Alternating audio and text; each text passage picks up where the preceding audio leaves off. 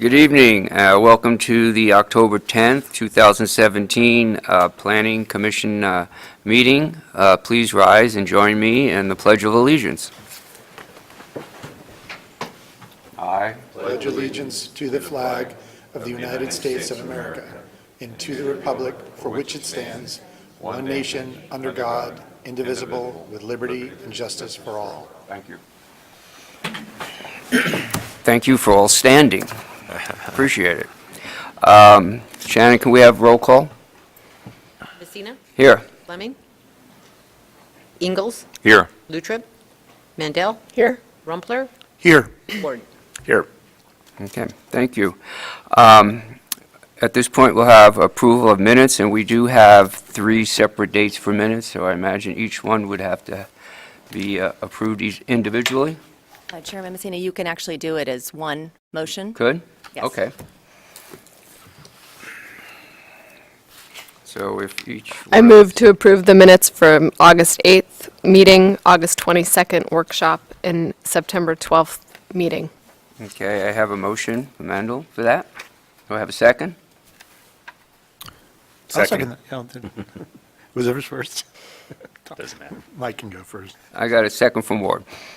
All right, all in favor? Aye. Next is public comments, and this would be anything that you can make comments on that isn't anything on the agenda, which is for our public hearings. So if there's anyone in the audience that wishes to come up to address us, please do so. Okay. Yes, sir? Comments on something that's not on the agenda. Correct. We're not coming through very well on this. Oh, you can't hear me? Sound booth might need to assist us with the audio. I'm having a hard time hearing you. Can you Sound fix check. the volume? Is that okay? All right, thank you for pointing that out. Next, we'll have some staff comments. Okay. Good evening, Commissioners. Can you hear me okay?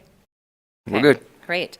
So October is National Planning Month, so just wanted to make sure you're celebrating planning in the community. Last year, as you remember, Sherman Avenue was designated by the American Planning Association as a great street, and so we are going to be having a plaque installed on Sherman Avenue right near Sherman Square, so on the 300 block of Sherman Avenue later this month.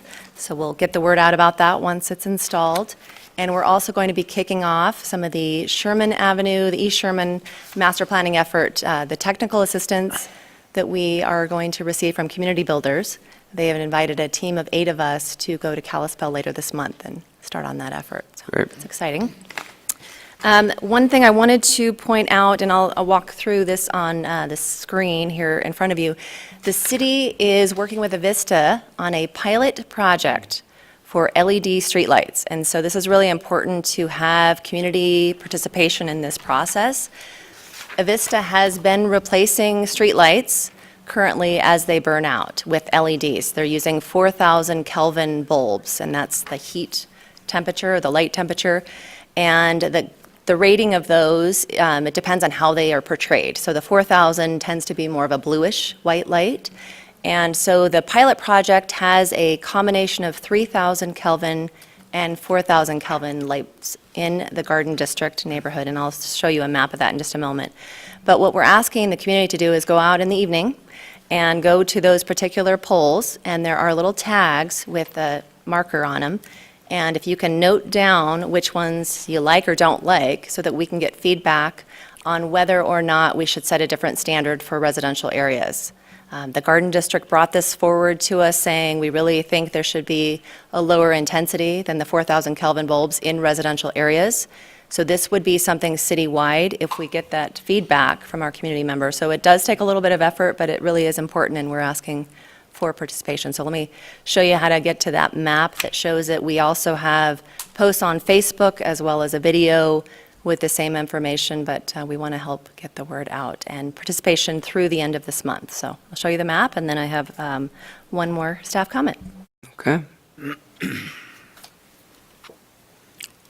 So this is the map, and the squares that are lit up are the locations where the pilot project is taking place. So it might be helpful for community members to either use their smartphones while they're out in the field or mark down the locations prior to going. But on the north side is Boyd Avenue, south side is Pennsylvania Avenue, and then it starts on 8th Street on the west, and it goes to 11th Street. And so those are the poles where there are the combination, and it's kind of mixed up so that you can, so it's more of a blind study to get feedback on the 3,000 versus the 4,000 Kelvin bulb. So that's all on that one. And then lastly, we do not have any public hearing items for November. So we wanted to have a workshop with the Planning Commission to focus on our priority projects, the zoning code amendments, and the comprehensive plan. And so I don't know if Yeah. you want to decide this evening, but if you'd prefer a daytime or a nighttime, at our regular time for the workshop setting.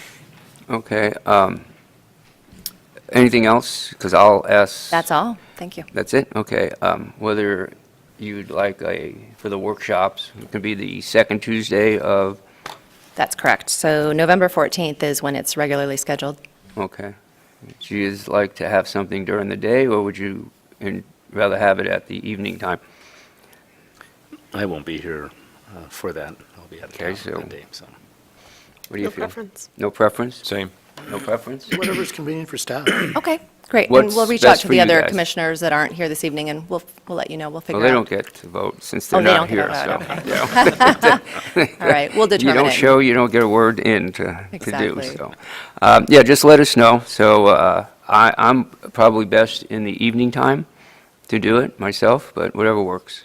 And I'm not opposed to, if we can do 2 of them next month, if there's nothing else going on, and if the rest of the commissioners are okay with that, let us, ask, and let's move forward on some of these things and get them out of the way. Great. Okay, thank you very much. All right, thank you. Next, we are going to have public hearings. There are 4 public hearings, and I just want to explain to you how the process kind of works. There are sign-up sheets for each public hearing. You can put your name on there. You can indicate whether you are for or against the individual item. You can indicate whether or not you want to come up and speak or not speak on that particular item. The applicant will come up, our first staff will come up and give an overview of the item, and then the applicant will come up and have some time to also give us their input on it. And then anyone who is signed up on the sheets I'll call your name and you can come up, and I'll ask for your name and address, and perhaps, depending on which hearing it is, I'll swear you in as well. And then you'll have 3 minutes to express your concerns, and then after that, the applicant will have a chance to come back up again to address any issues that were brought up.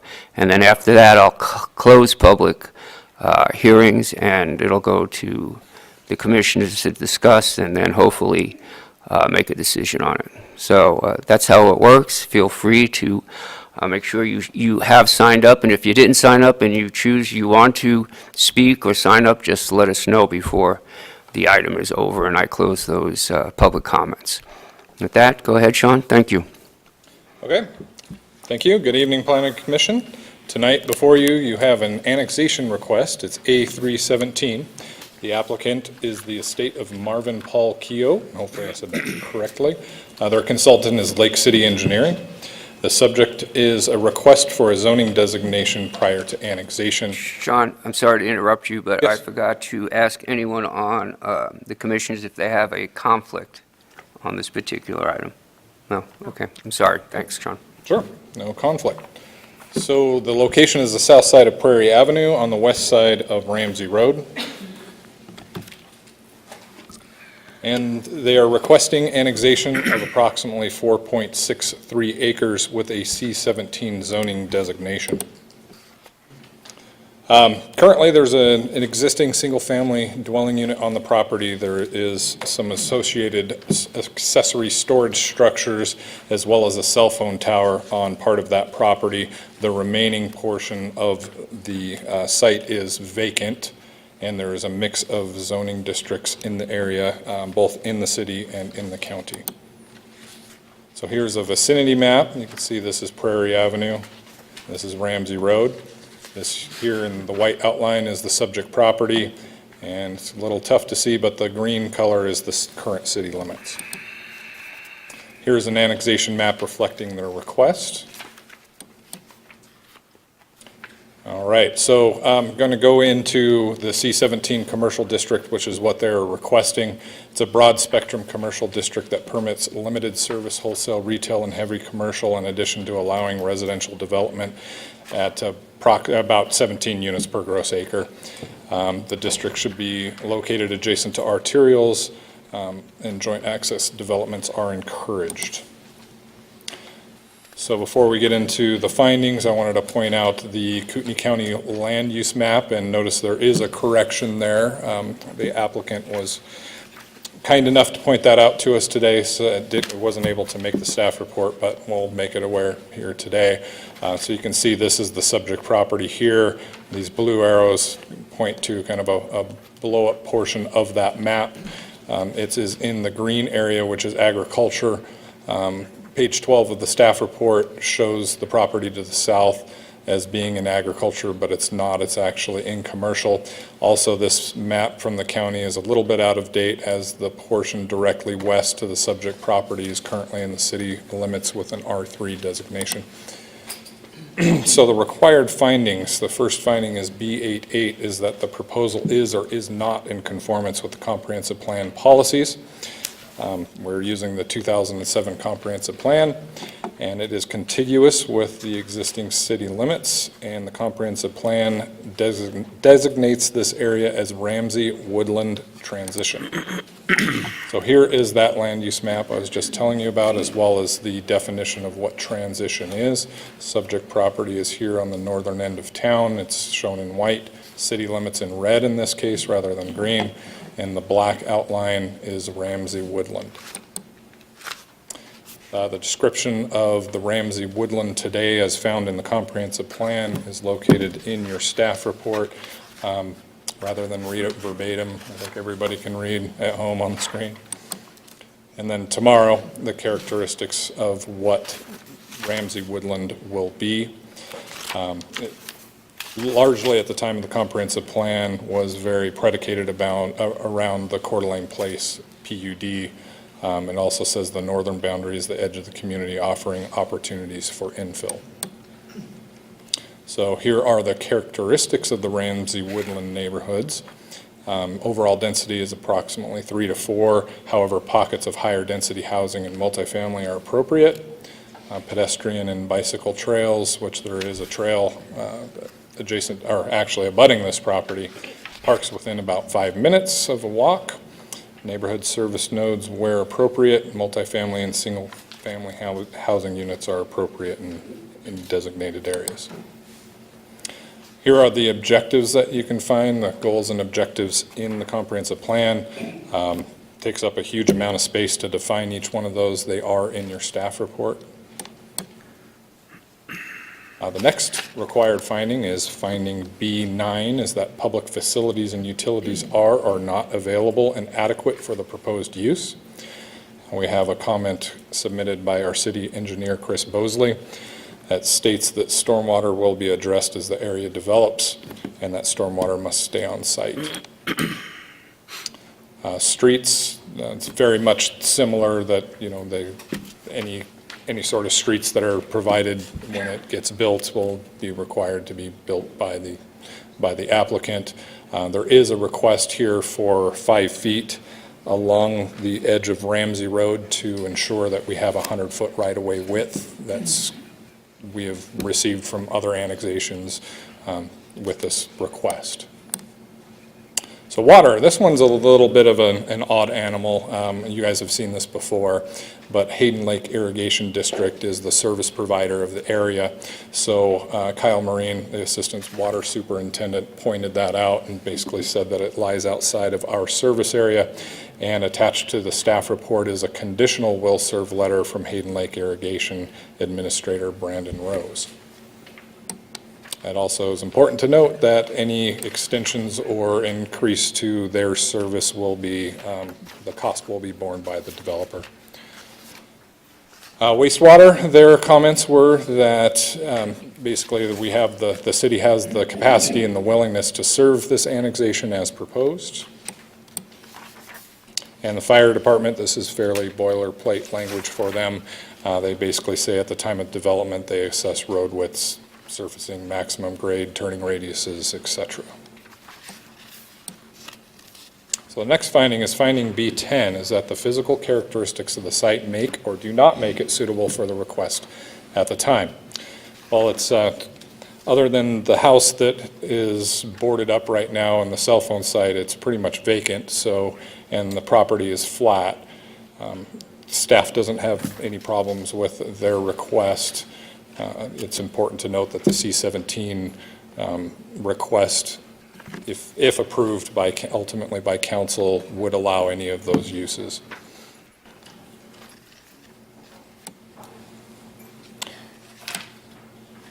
All right, so some photos of the subject property. Here's one of that cell phone tower. You can notice that it's been made to be stealth. It looks like a tree for the most part, except for the very, very top. And it's also showing the gravel access that we'll talk about here in a few minutes. This is behind the cell phone tower. As stated, it's a large vacant parcel. Here is the trail, the asphalt trail going north towards Prairie, and the 180-degree view heading south towards the high school. The finding B11 is that the proposal would or would not adversely affect the surrounding neighborhood with regards to traffic, neighborhood character, and or existing land use. So as far as neighborhood character goes, it's a rapidly changing area. You guys have heard numerous requests in the area for annexation, PUDs, zone changes, etc. Within the last 5 years. Some of those are Garden Grove, Vista Meadows, Kerr Properties, and the Prairie Trail subdivision. So traffic, this was submitted by Chris Bosley, the city engineer, says that, let's see, available capacity to accommodate additional traffic generated from the subject site. However, access to and from the subject property may be hindered during peak traffic times. Ramsey is it's a busy road at times. All right, generalized existing land uses. So this map, which I updated recently, shows the single families, properties that are here in yellow, as well as here, commercial development that has happened here in red, vacant in this kind of lighter tan color.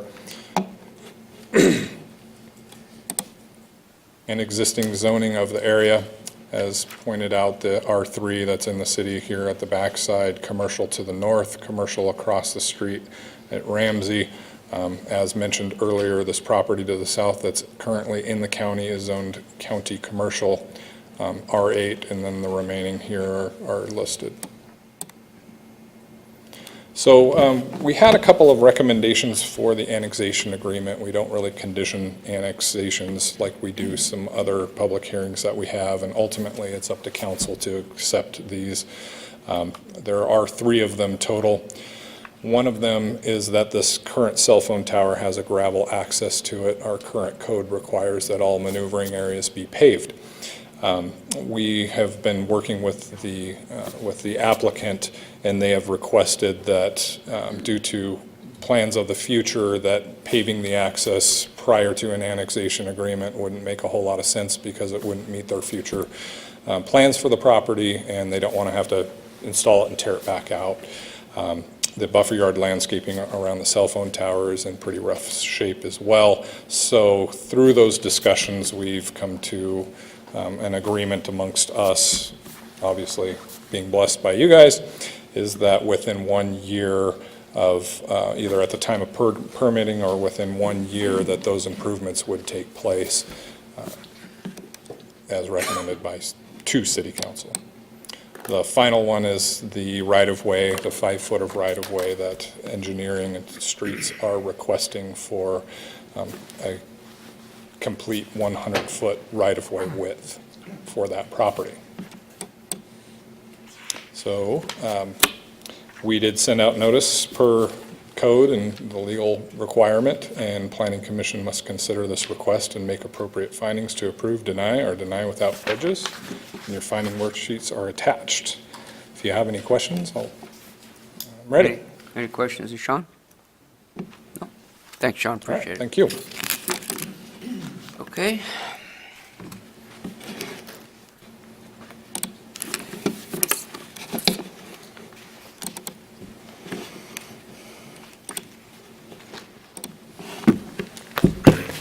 Drew, can you just state your name and address? Good evening, Chairman, fellow commissioners. Drew Dittman, Lake City Engineering, for the record, 126 East Poplar Avenue in the great city of Coeur d'Alene. Sean did a great job. Staff report covers most of what I was going to talk about. I think we have a fairly simple, straightforward annexation. We're about 4.6 acres, intersection of Ramsey and Prairie, as you can see here. Prairie Avenue runs east-west, Ramsey north-south. I've got the property highlighted in red. Currently zoned agriculture in the county. We're requesting a C17 zoning designation. This is similar map to what Sean had put up. It's the zoning map. You can see property to the north and across the street is zoned C17. The property to the south is zoned commercial as well, although it's in the county. And then we have some R3 property to the west. Like I said, very simple, straightforward annexation in our opinion. As you guys know, Idaho Code and City Code talk about findings that you guys have to make and City Council has to make in order to approve an annexation. I've listed them here. Sean's gone through them. They're in the staff report, so I'm not gonna go through those anymore because I think it's very straightforward.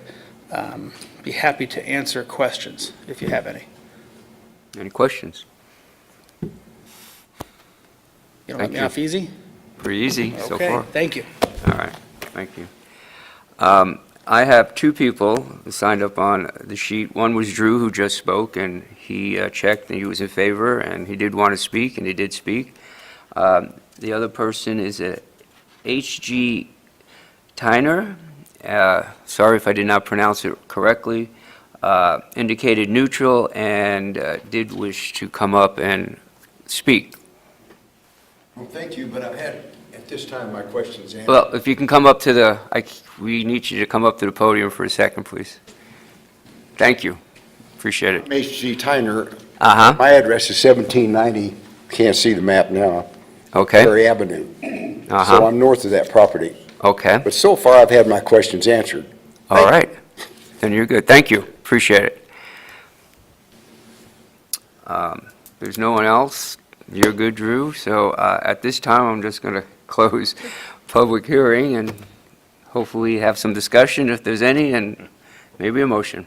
Go ahead, John. I think kind of, this one to me is kind of a no-brainer. I think it's very well supported. Annexation is clearly the right thing to do. Sean calls these areas donut holes. I've called them Swiss cheese, which are areas within the city's ACI boundary that are out of the city limits, and they're problematic. There's kind of unfairness, if you will. When there's a call for fire or EMS at that site, guess who's going to arrive? It's going to likely be Coeur d'Alene crews from Fire Station 2 through their mutual aid agreements. The city of Coeur d'Alene plows that street. The city of Coeur d'Alene stripes that street, sweeps that street. So, I mean, it looks like it's in the city, feels like it's in the city. It's getting city services now. It belongs in the city. The annexation is clearly the right thing to do. And I think that commercial is the right fit.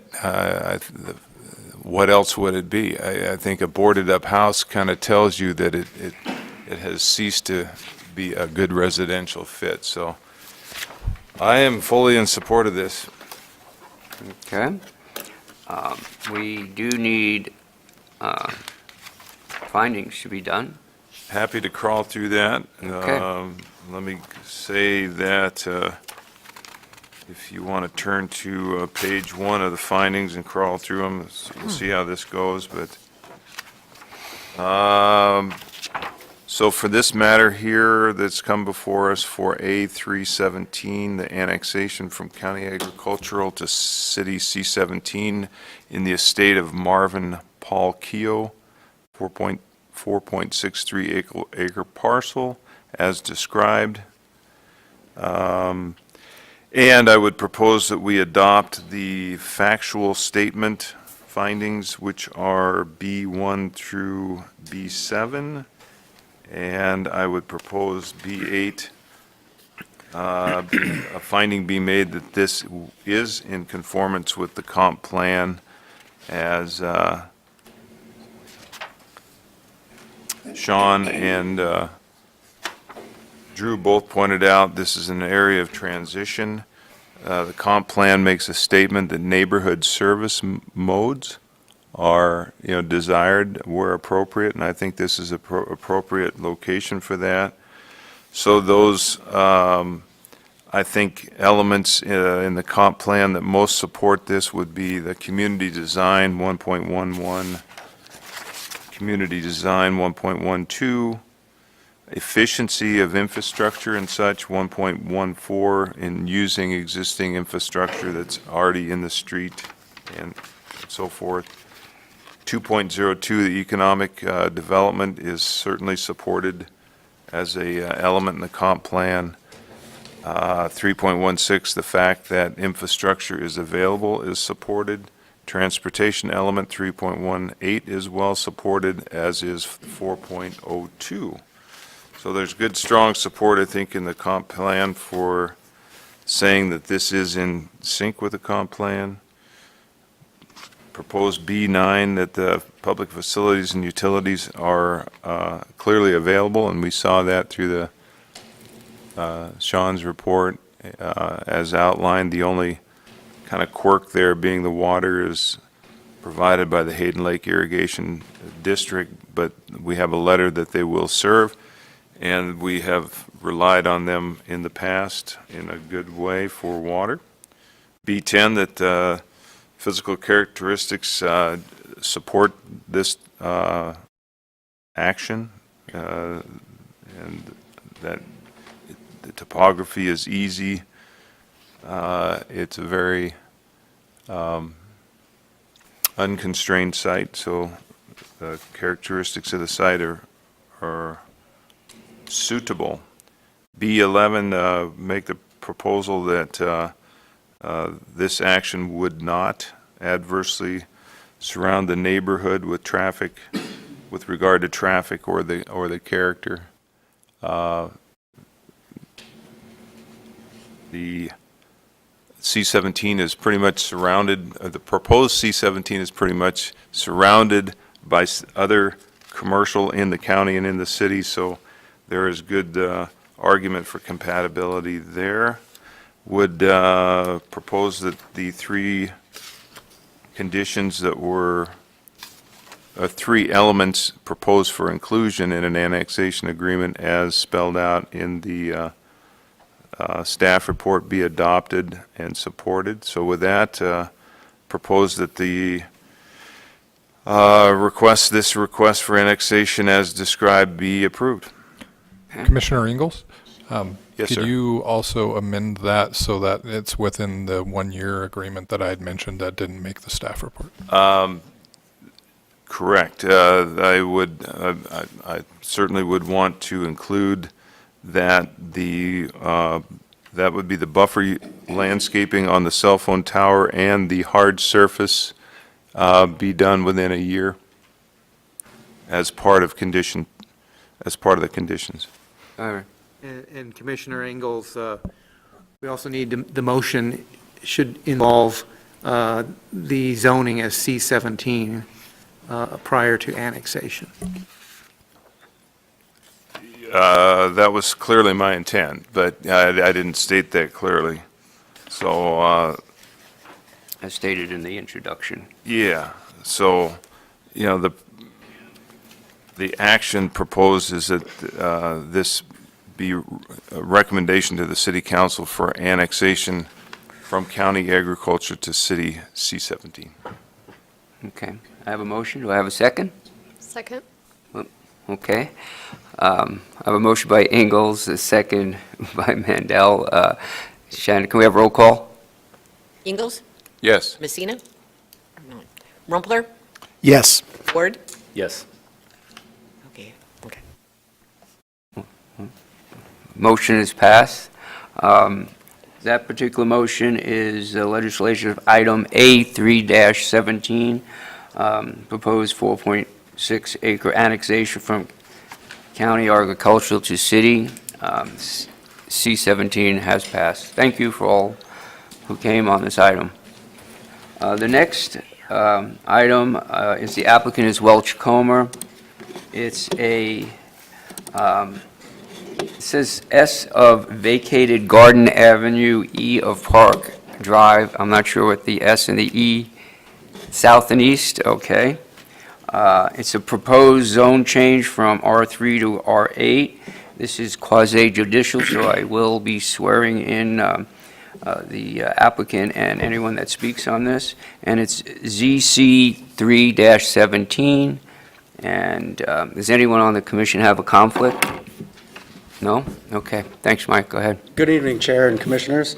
The next two items on your agenda are related. The first one is a zone change from R3 to R8, and the second one is a 10-lot subdivision that relates to the zone change. We'll go here and go for the first item first, and findings will have to be made separately for each item. This is a public hearing for item ZC 3-17.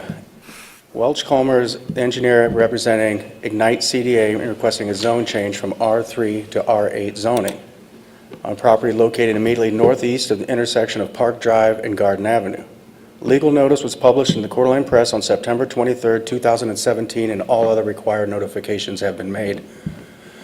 Part of our notification process is we notify everybody within 300 feet of the subject property.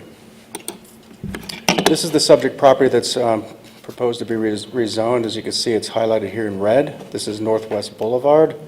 This is City Park. This is NIC. Here's a close-up aerial photograph of the property. This is the area proposed to be rezoned. Here's a bird's eye view of the subject site. The applicant is also in the process, if this is approved, will apply for the zone change.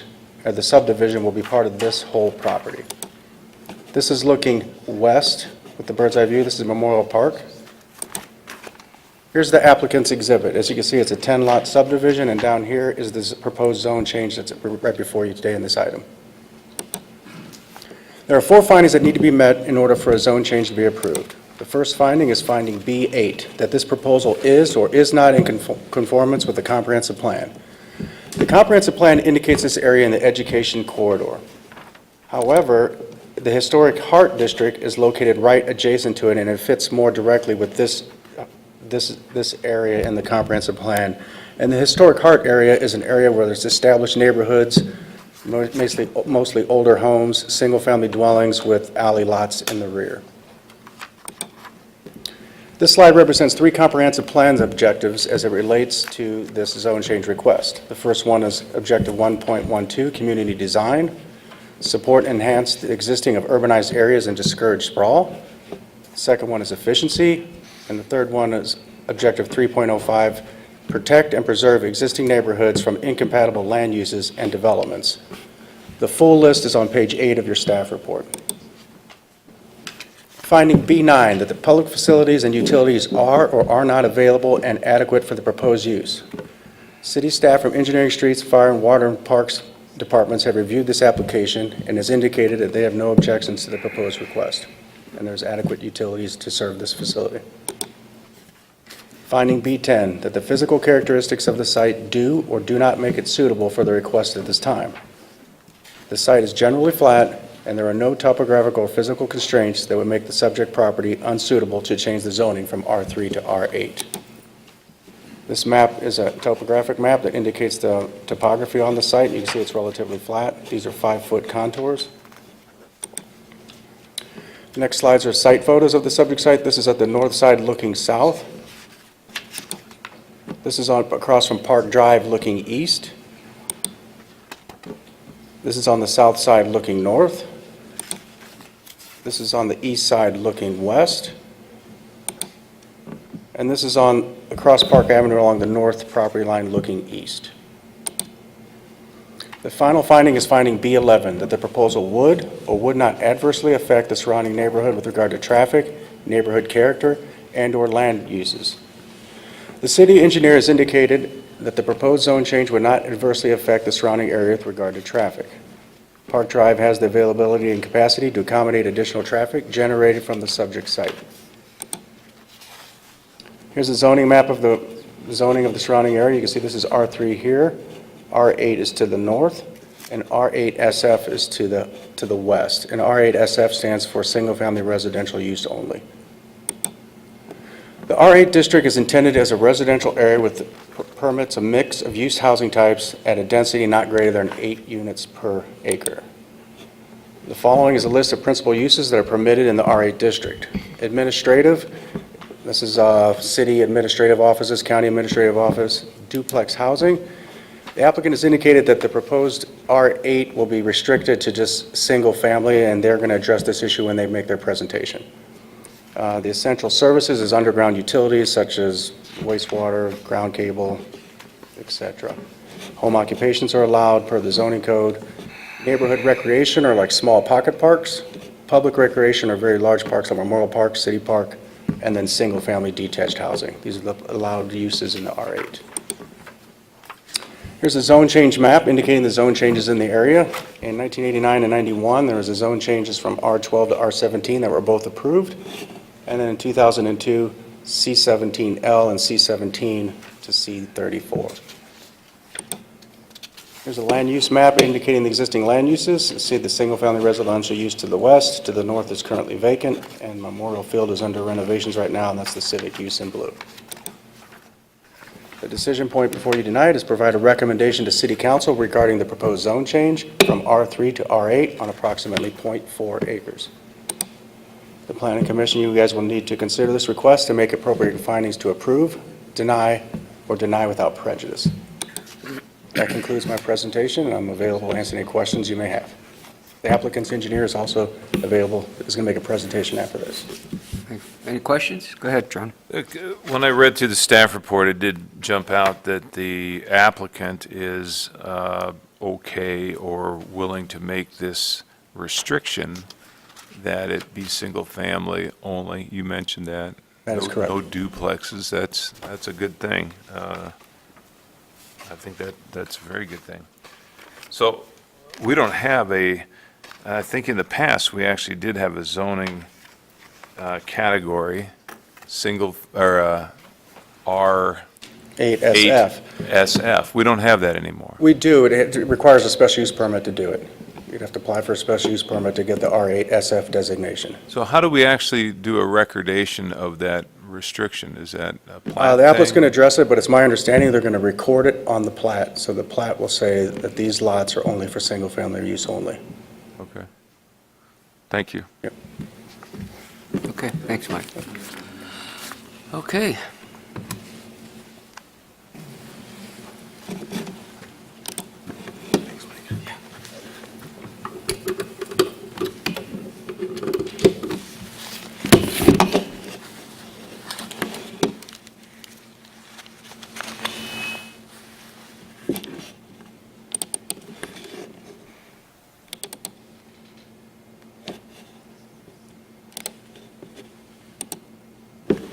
Okay, just raise your right hand, say your name and address for the record. Phil Boyd, 350 East Kathleen. Do you swear to tell the truth, the whole truth, nothing but the truth to help you God? I do. All right, thank you. Thank you. Thank you, Chairman Messina, Commissioners. Hillary, staff, and Mike always do such a great job. Like your earlier presentation, I'm not going to regurgitate. I am going to go back a little bit and give you guys some background about why we're here with the zone change.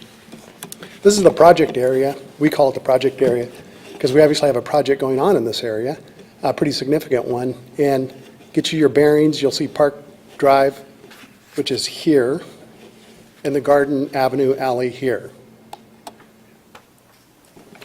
This is the original Four Corners master plan from 2015. And this project was intended to establish the uses of the Four Corners and the BLM corridor all the way out towards Riverstone. You can see that this is a little bit of an awkward shape here, and the reason for that is because that triangle piece is owned by Ignite, CDA. And at the time we were in this process, that piece of property wasn't in play for the development of the park, so we worked around it. So the project moves forward in 2015.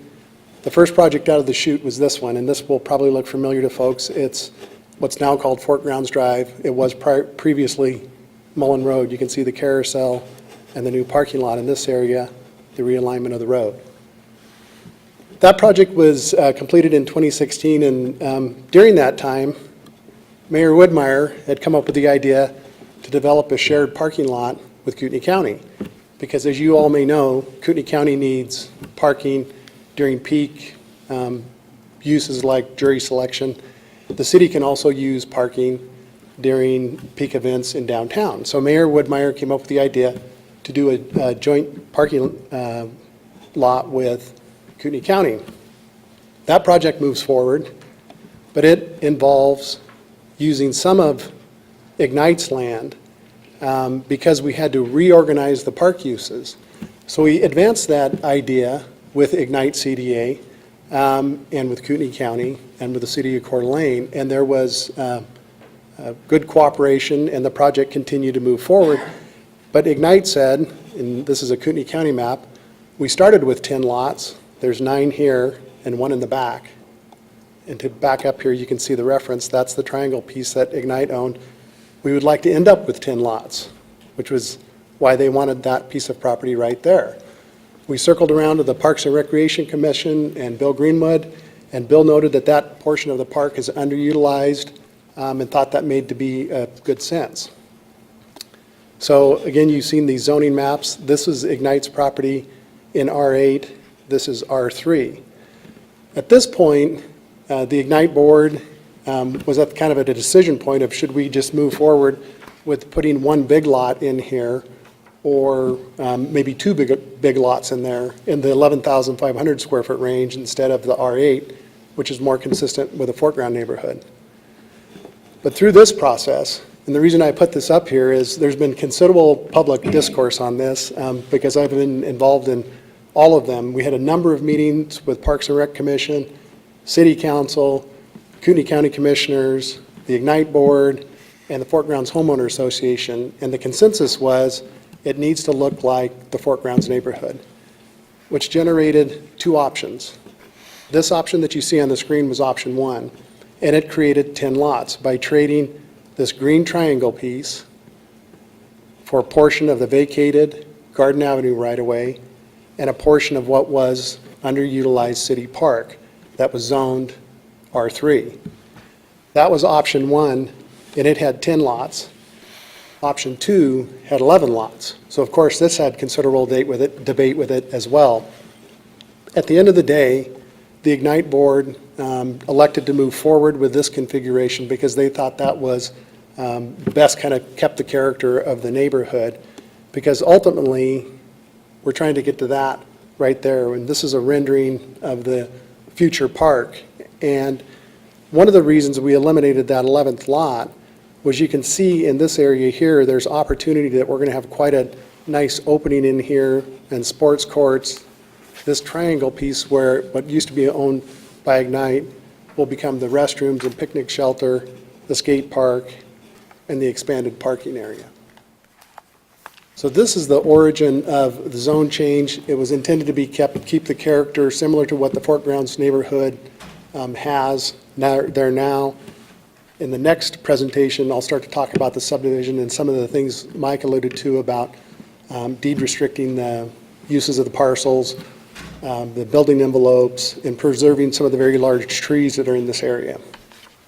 And then I'm glad to answer any questions. Any questions?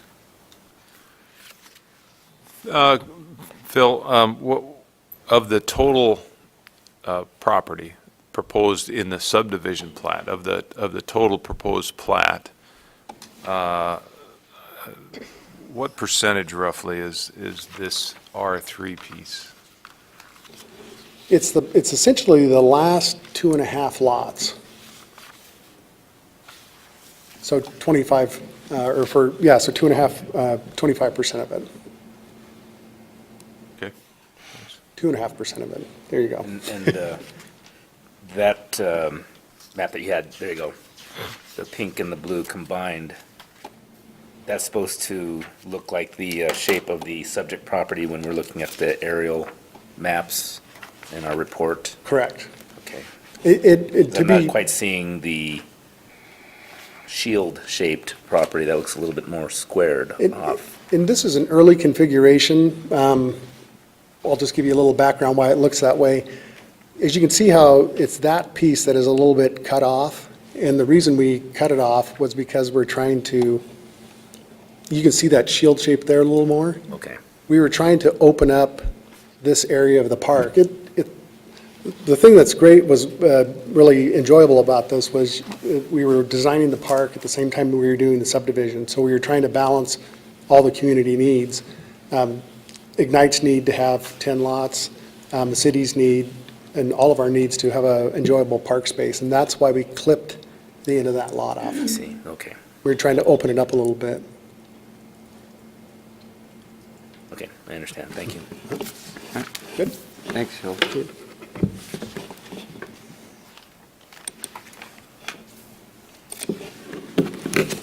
Okay. First person I have on the sign-up sheet is Ken Murphy. Want to come up and speak, Ken? And you indicated that you are in opposition, and you do wish to speak. You'll have 5 minutes. Let me just swear you in. Give me your name and address. Ken Murphy, 513 North Park, right across the street from all this wonderful things these people are doing. Okay. Do you swear to tell the truth, the whole truth, nothing but the truth? To help I do. you God? All right. Now, You you're have gonna- 5 minutes. You're going to have two separate ones, one for the 10 and one for the, Yes, so if you wish to speak on the next one, you can come up again later. I do. Mostly what I'm going for is Ignite, the whole concept of what they've done here. The one thing I haven't heard talked about was the LWCF, the Land Water Conservation Fund from which this land originally came from. These 3 parcels were part of a swap, and part of the manual, the chapter talks about, the LWCF manual, Chapter 8, Paragraph 3 says if you're going to convert land that is originally LWCF, I gave you this stuff too. You should have a copy of all this, so you don't have to write it down. Should be a piece of paper in there, a single piece of paper that has everything. Yes. If you're going to convert it in whole or in part, there must be detailed justifications. This is a park. It's part of the park. Why in the world would you take park and decrease it? It's parkland now. It should stay parkland. I would like it to do that. The proposal that it be done, that it be changed for zoning. If you're going to do it at all, I don't trust all the people that say, trust me, give me my word. I want you to do it R8 SF. That's what we have in the foregrounds. That's what this should be. Not just R8 that you designated. It's one of your zoning categories in there. That's what you designated. If you're going to rezone it, I'd rather you disapprove rezoning it at all. I'd rather you just leave it as park. So, Okay. and then I'll get back to Ignite. Ignite's purpose for acquiring these lands was park expansion, and that's not what they're doing. The deal about, okay, this is going to be in conformance with the comprehensive plan. The comprehensive plan says you're going to expand the areas, preserve, not build on parkland, preserve what's there, All right, the thanks. beauty of the city. All right, thank you, appreciate it. Thank Next you for the person. opportunity to speak. Okay. Is Bruce Wallace, and he's in opposition, and he also wishes to speak, please.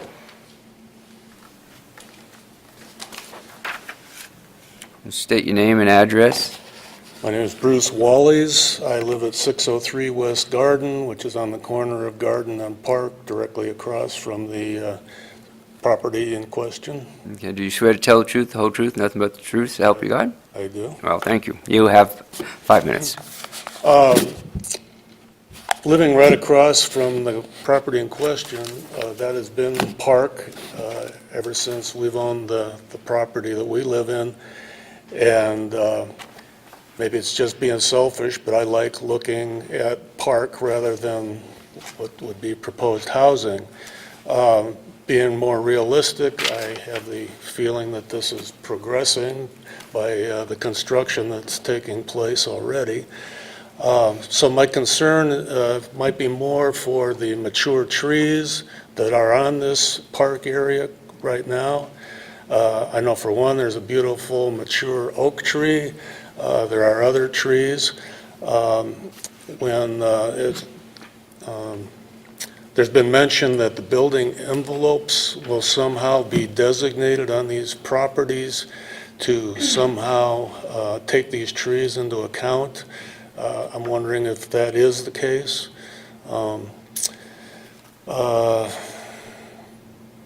Otherwise, Mr. Murphy mentioned why not zone this to be R8 SF if the intention is to keep them single-family lots and not leave the door open for duplexes or some other use that falls in the R8 category. I think that's all I have to say. Okay, as far as the trees on the property, I believe during application time, if staff wants to kind of give a little light on that, what might happen and might not happen, and what can be saved and what can't be saved. Yes, and the Phil Boyd will be able to speak to that, too. I think he was planning to go into more detail in the next item under the subdivision to kind of speak about the building envelopes and the trees. Okay, thank you. Thanks. Thank you, appreciate it.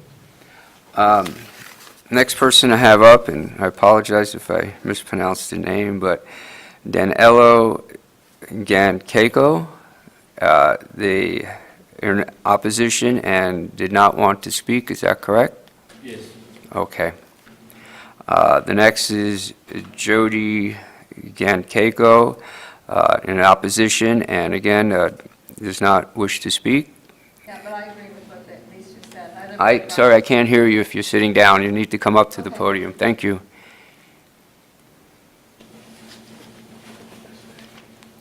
Okay, state your name and address. Jody Gankaiko, 423 Park Drive. Do you swear to tell the whole truth, nothing but the truth, so help you God? Yes, I do. I agree with what Bruce and our other neighbor said. I like looking at the park. It's right across the street. And I don't want to look at houses. The traffic there where the roundabout is already crazy as it is. So for them to say the traffic's not going to get worse, I don't believe that. So I like it the way it is. I like looking at the hills and the park, and that's going to be taken away. Okay. And I think originally this was supposed to be public use when the 9 Coeur d'Alene first started discussing this, and now they tore down single-family homes to build new single-family homes. Doesn't make sense to me. Okay, thank you. Thanks. I have Dennis Spencer, is neutral and didn't indicate whether he wanted to speak or not. No? Okay, Dennis. Dennis, you wrote yourself down again twice, so I take it you're neutral and do not want to speak again. The next person I have is Scott Hoskins. Please, he is in favor, but again, didn't indicate whether he wants to come up or not come up. Correct. No, okay. Tony Burns is in favor, but didn't indicate. Where you want to come up? You want to come up, Tony?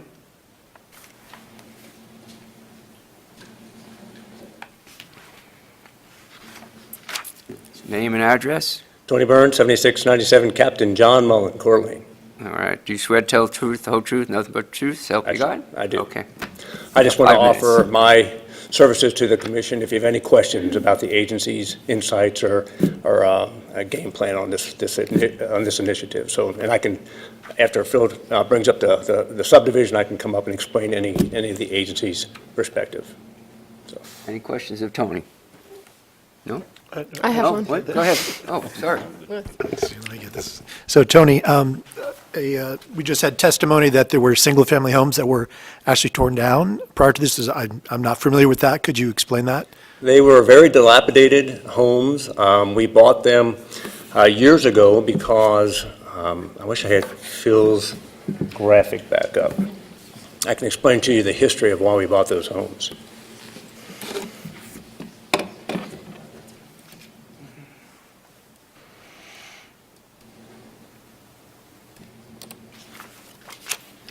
That one? Yeah, that one there. Thank you. So back in the day, this was all Burlington Northern Santa Fe Railroad right-of-way, and we had a deal back in 2006 that, this was eventually going to be divested of and abandoned by Burlington Northern. So we started acquiring these houses with the intent of accumulating all this property to create more value for the community. We weren't quite sure what that meant at the time, but we were going to try to assemble this property and make it as one big development opportunity.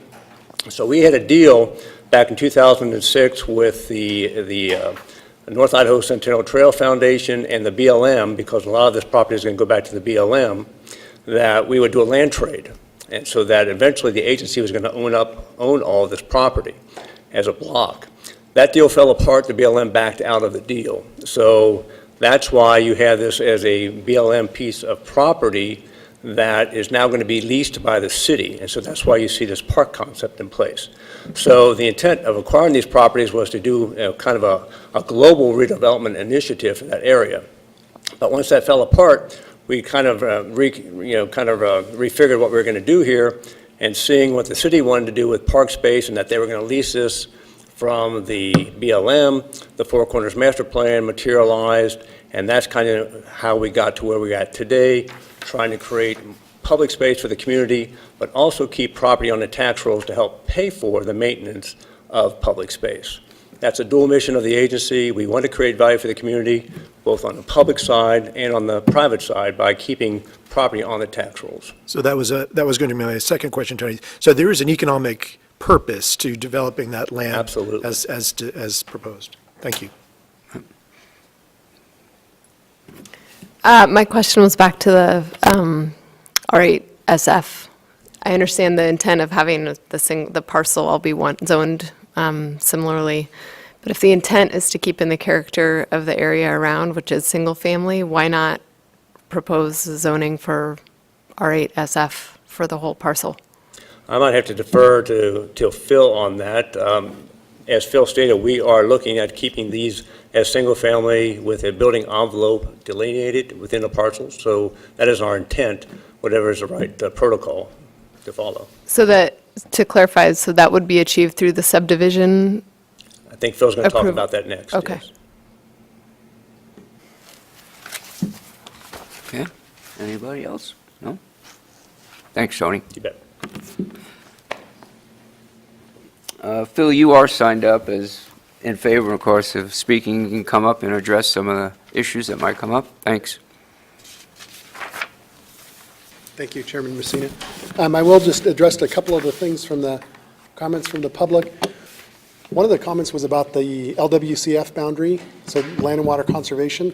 That's not actually something necessarily that technically would be under your jurisdiction, but it is something that we're aware of when we've already been dealing with. You can actually see it here in the little blue line through here. That is the LWCF boundary. Bill Greenwood and I have been working with NPS, National Park Service, the state of Idaho, and the park area is actually getting bigger because of the land trade that you see here. Ignite is giving up 16,000 square feet. The parcel of the park that is actually going to turn into developable land will be 12,000, so there's a net increase. In addition to that, what used to be right-of-way up here, because Ignite is trading that piece off, the green piece no longer needs public access. So we can turn that into park as well. So there's quite a bit increase in area of park. That actually goes through a process with the Land and Water Conservation Fund where you do a boundary adjustment. So probably later this year, first part of next year, the LWCF boundary will actually extend all the way to River Avenue, but it's a step process. We have to get this done first, and then once this is done, we'll move on to the LWCF boundary adjustment. Other comment about the mature trees and the building envelopes, I think as Hillary indicated, I'll talk about that in the subdivision. But the intent is to preserve the trees and establish building envelopes, make it single-family residences with plat restrictions. And then I guess the last comment about looking across the street and seeing park instead of houses. At one time, it was houses. Granted, this part over here was not, but the rest of it was houses. There were 10 lots there.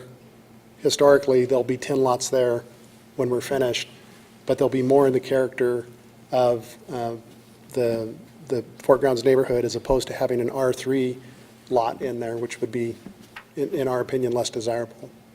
Okay. Any other questions? Any other questions or anything? Can you comment on why not the R8 SF? Simply because it's one more step. If it's a special use permit, which we could do it, it's, in our mind, as simple to do it through a plat restriction, which I'll show you here when we get to the next public hearing. Great. Anything else? No? Okay. Okay. Thank you. All right, thanks, Phil, appreciate it. Before I close public hearings, you guys got any questions of anything else going on for the applicant? Everybody's got their answers. All right, I'm going to close public comment at this time and ask for some discussion and perhaps a motion. One more. Excuse me? Could I say something? I just closed public hearing. Did you sign up, sir? Yeah, I wasn't going to say anything, but now I But, wanted to. well, I am going to direct this to legal before, because unfortunately, I just closed public hearing, and I didn't know if your name wasn't on here, or if it did? It is. And did I miss your name? No, you didn't. I wasn't going to speak, but after hearing. Okay, now you chose to speak. All right, I'll ask staff, legal, for a little advice here. That would be within your discretion. You would have to reopen the public hearing, but the applicant gets the last word, so. He would come this is back up again. Yeah, this is technically rebuttal to the last word, and that's not allowed. Okay. I'm not opposed to letting the gentleman speak if he cared to, if it's all right. Yep. Come on up, sir. And if there's anything that the applicant would need to address, they certainly can afterwards. Just Yeah, my name, name is- address, My name is Danny Ginkaiko. I live at 423 Park Drive. and do you swear to tell the truth, whole truth, nothing but the truth do. to help you out? All right, you've got 5 minutes. Okay, we're talking about this piece of land, and everyone's saying that why SF and why not SF? So not to be ambiguous or anything, if they plan to make it a single-family home, then designate it as a single-family home.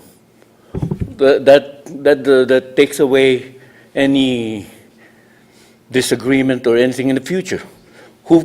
If you don't make it an SF or a single-family home, what prevents them from making it a duplex after it's agreed upon, or you decide what's to be done? What prevents them from doing that? If it's going to be designated as a single-family home, it should be an SF home. That's all I'm saying. Okay, I appreciate it, thank you. Okay. Bill, you like to come on up?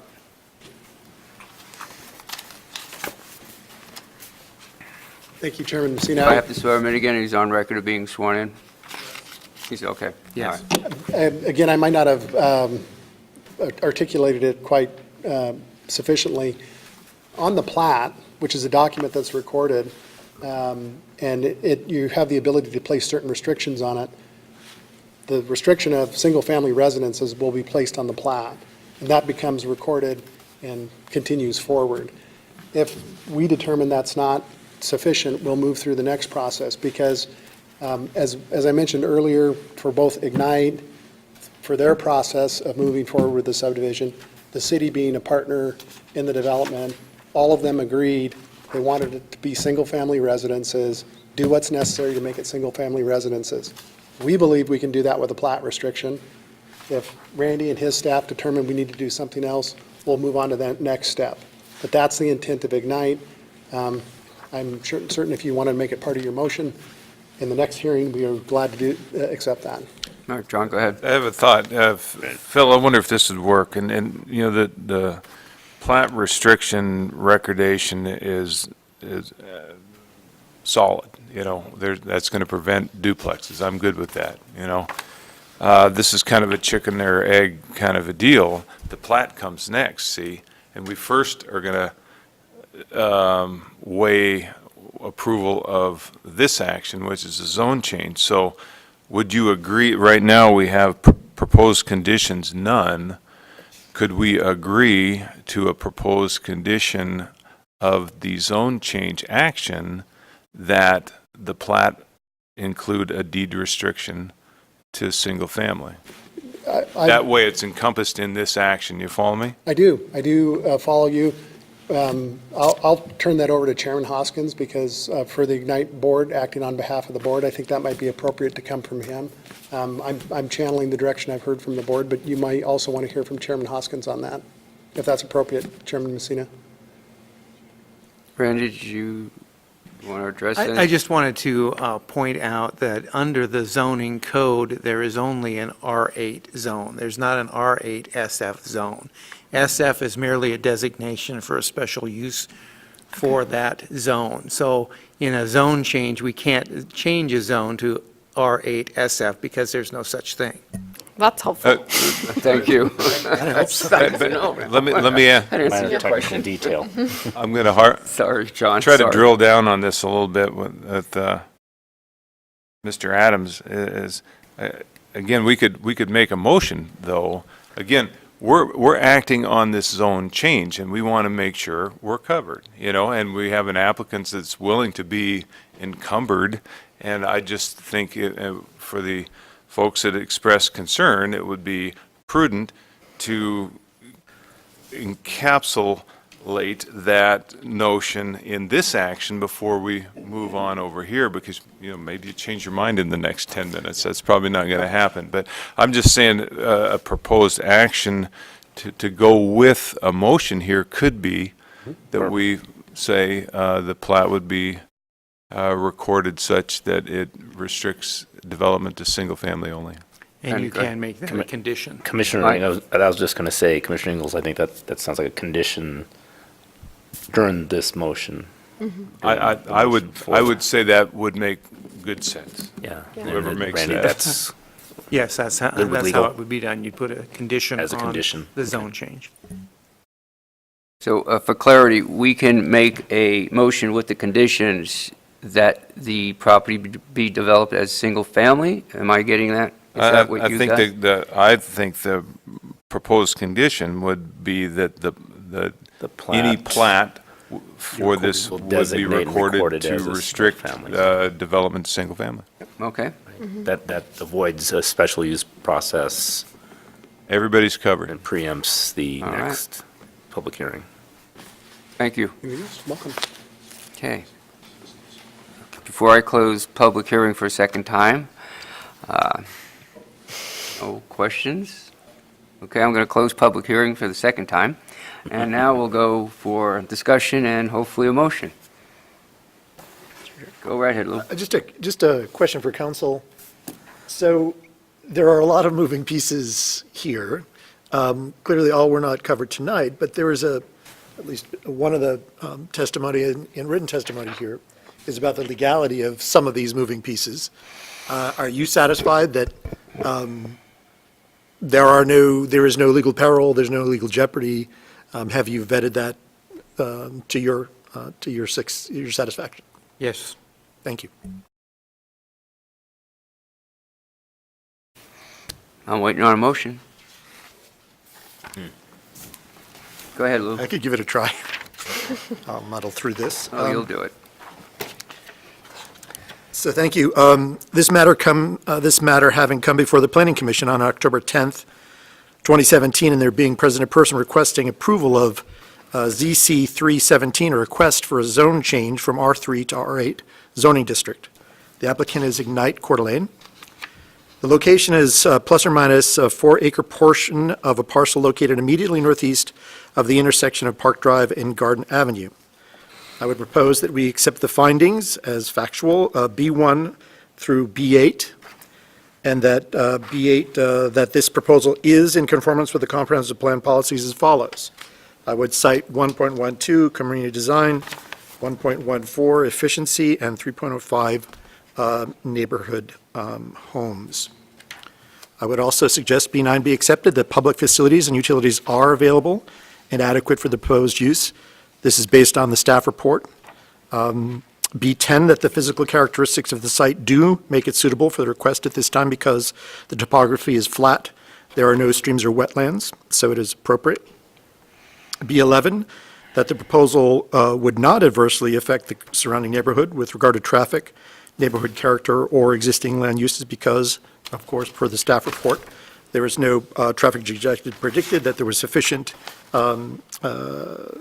support for the additional 10 units, and that the proposed zoning is compatible with the surrounding area.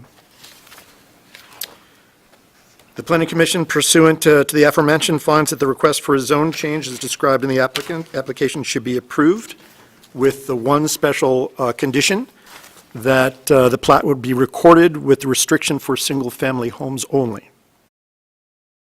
That'll look. I have a motion. I'm looking for any additional discussion before I ask for a second. I think that's a great motion, Commissioner Rumpler. I think it would be important to also, under the findings for B8, add the objective 4.06, which is public participation, because obviously that occurred tonight. We strive for community involvement that is broad-based and inclusive, encouraging public participation in the decision-making process, and I think this clearly showed that that's what we accomplished. Yeah, I thank you, think, in Mr. your Ward. motion. It's Commissioner Ward, that's. You okay with that, Luke? Yes, absolutely. Okay. Second that. All right, I have a motion first from Rumpler and a second from Ingalls. Can I have a roll call, please? Ingalls. Yes. Rumpler. Yes. Ward. Yes. Mandel. Yes. Regarding ZC-3-17 zone change from R3 to R18, it is approved. Thank you. One quick question before we go on the next one. I have the sign-up sheet. Is there a different sign-up sheet for the next one? Because this one has both. So, all right. Just want to explain that we're going to use the same sign-up sheet we had in this last hearing as the same people, and I will call your names again, and if you wish to speak, great. If you don't, that's okay.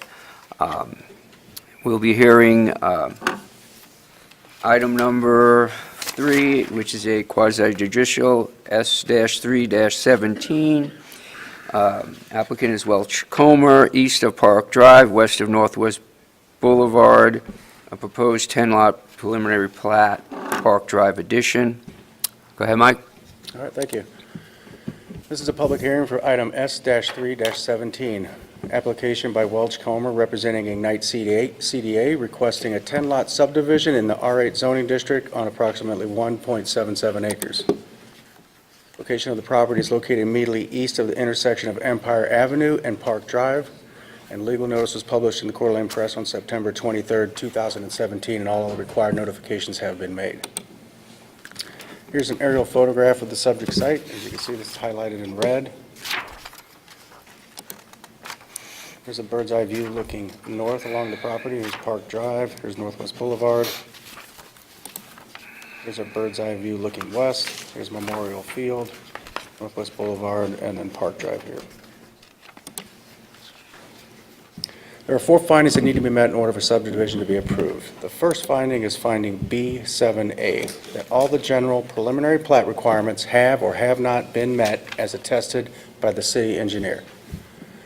The city engineer has indicated that the preliminary plat submitted contains all of the general preliminary plat requirements required by the municipal code. Here's a preliminary plat that was submitted by the applicant indicating the 10 lots with alley access towards the rear, coming off entering here on Park Drive.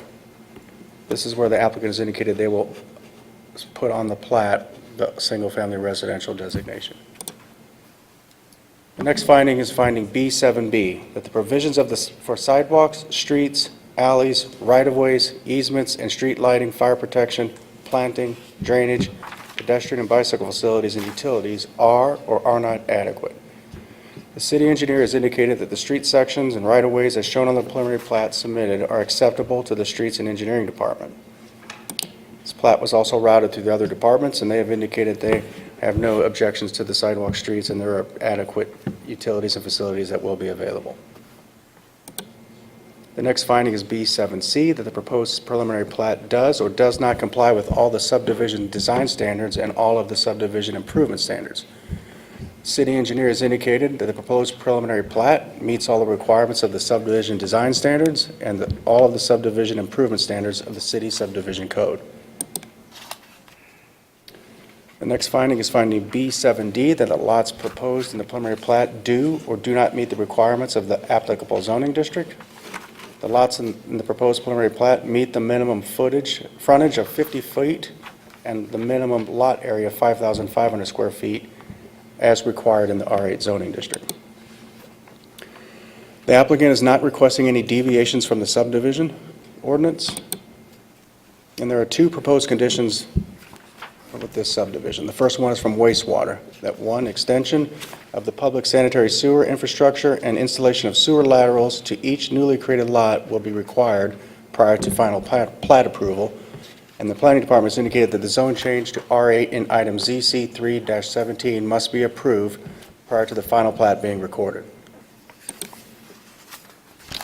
Planning Commission will need to consider this request and make appropriate findings to approve, deny, or deny without prejudice.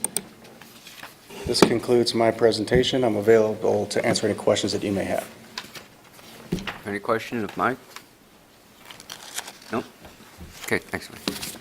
Oh, I'm sorry, actually, I do have a quick question of Mike. I'm sorry. That's okay. To bring him back up real quick.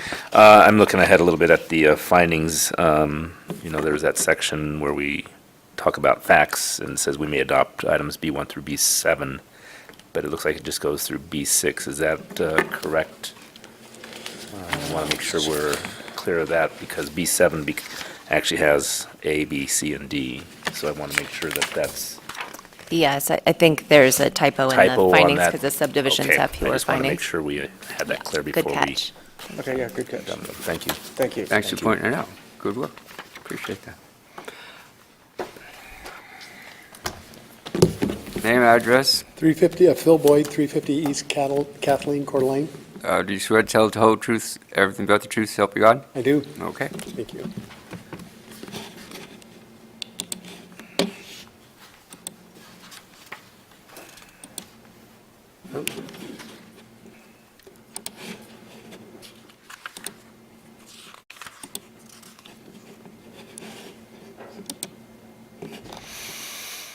So I am going to pick up where I left off,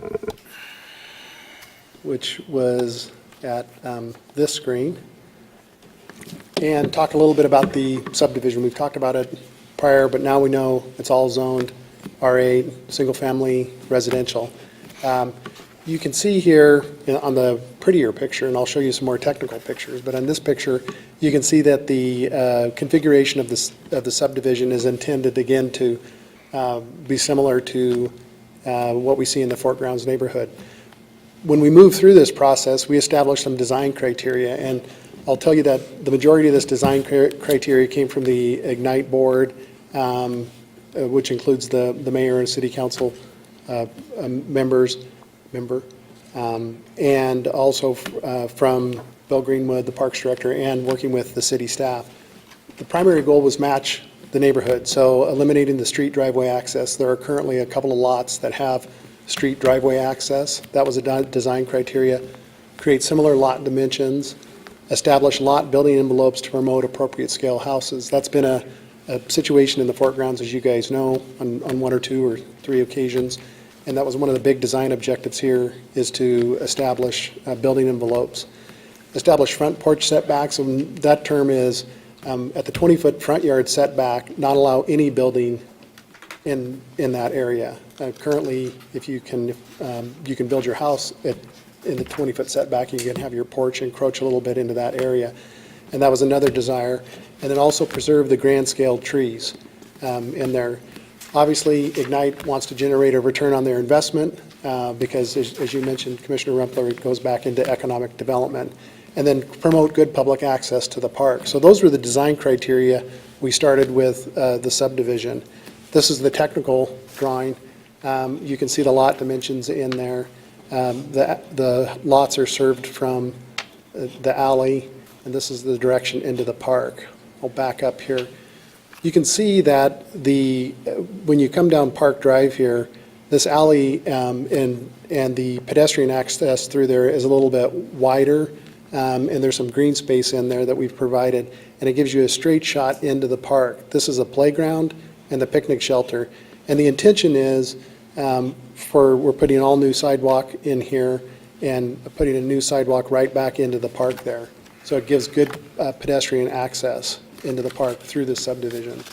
In addition, we're installing a buffer along here, which would be a landscape mound in order to buffer these lots from the park sounds that come here. There'll be a skate park here someday, and you all can envision what a skate park sounds like.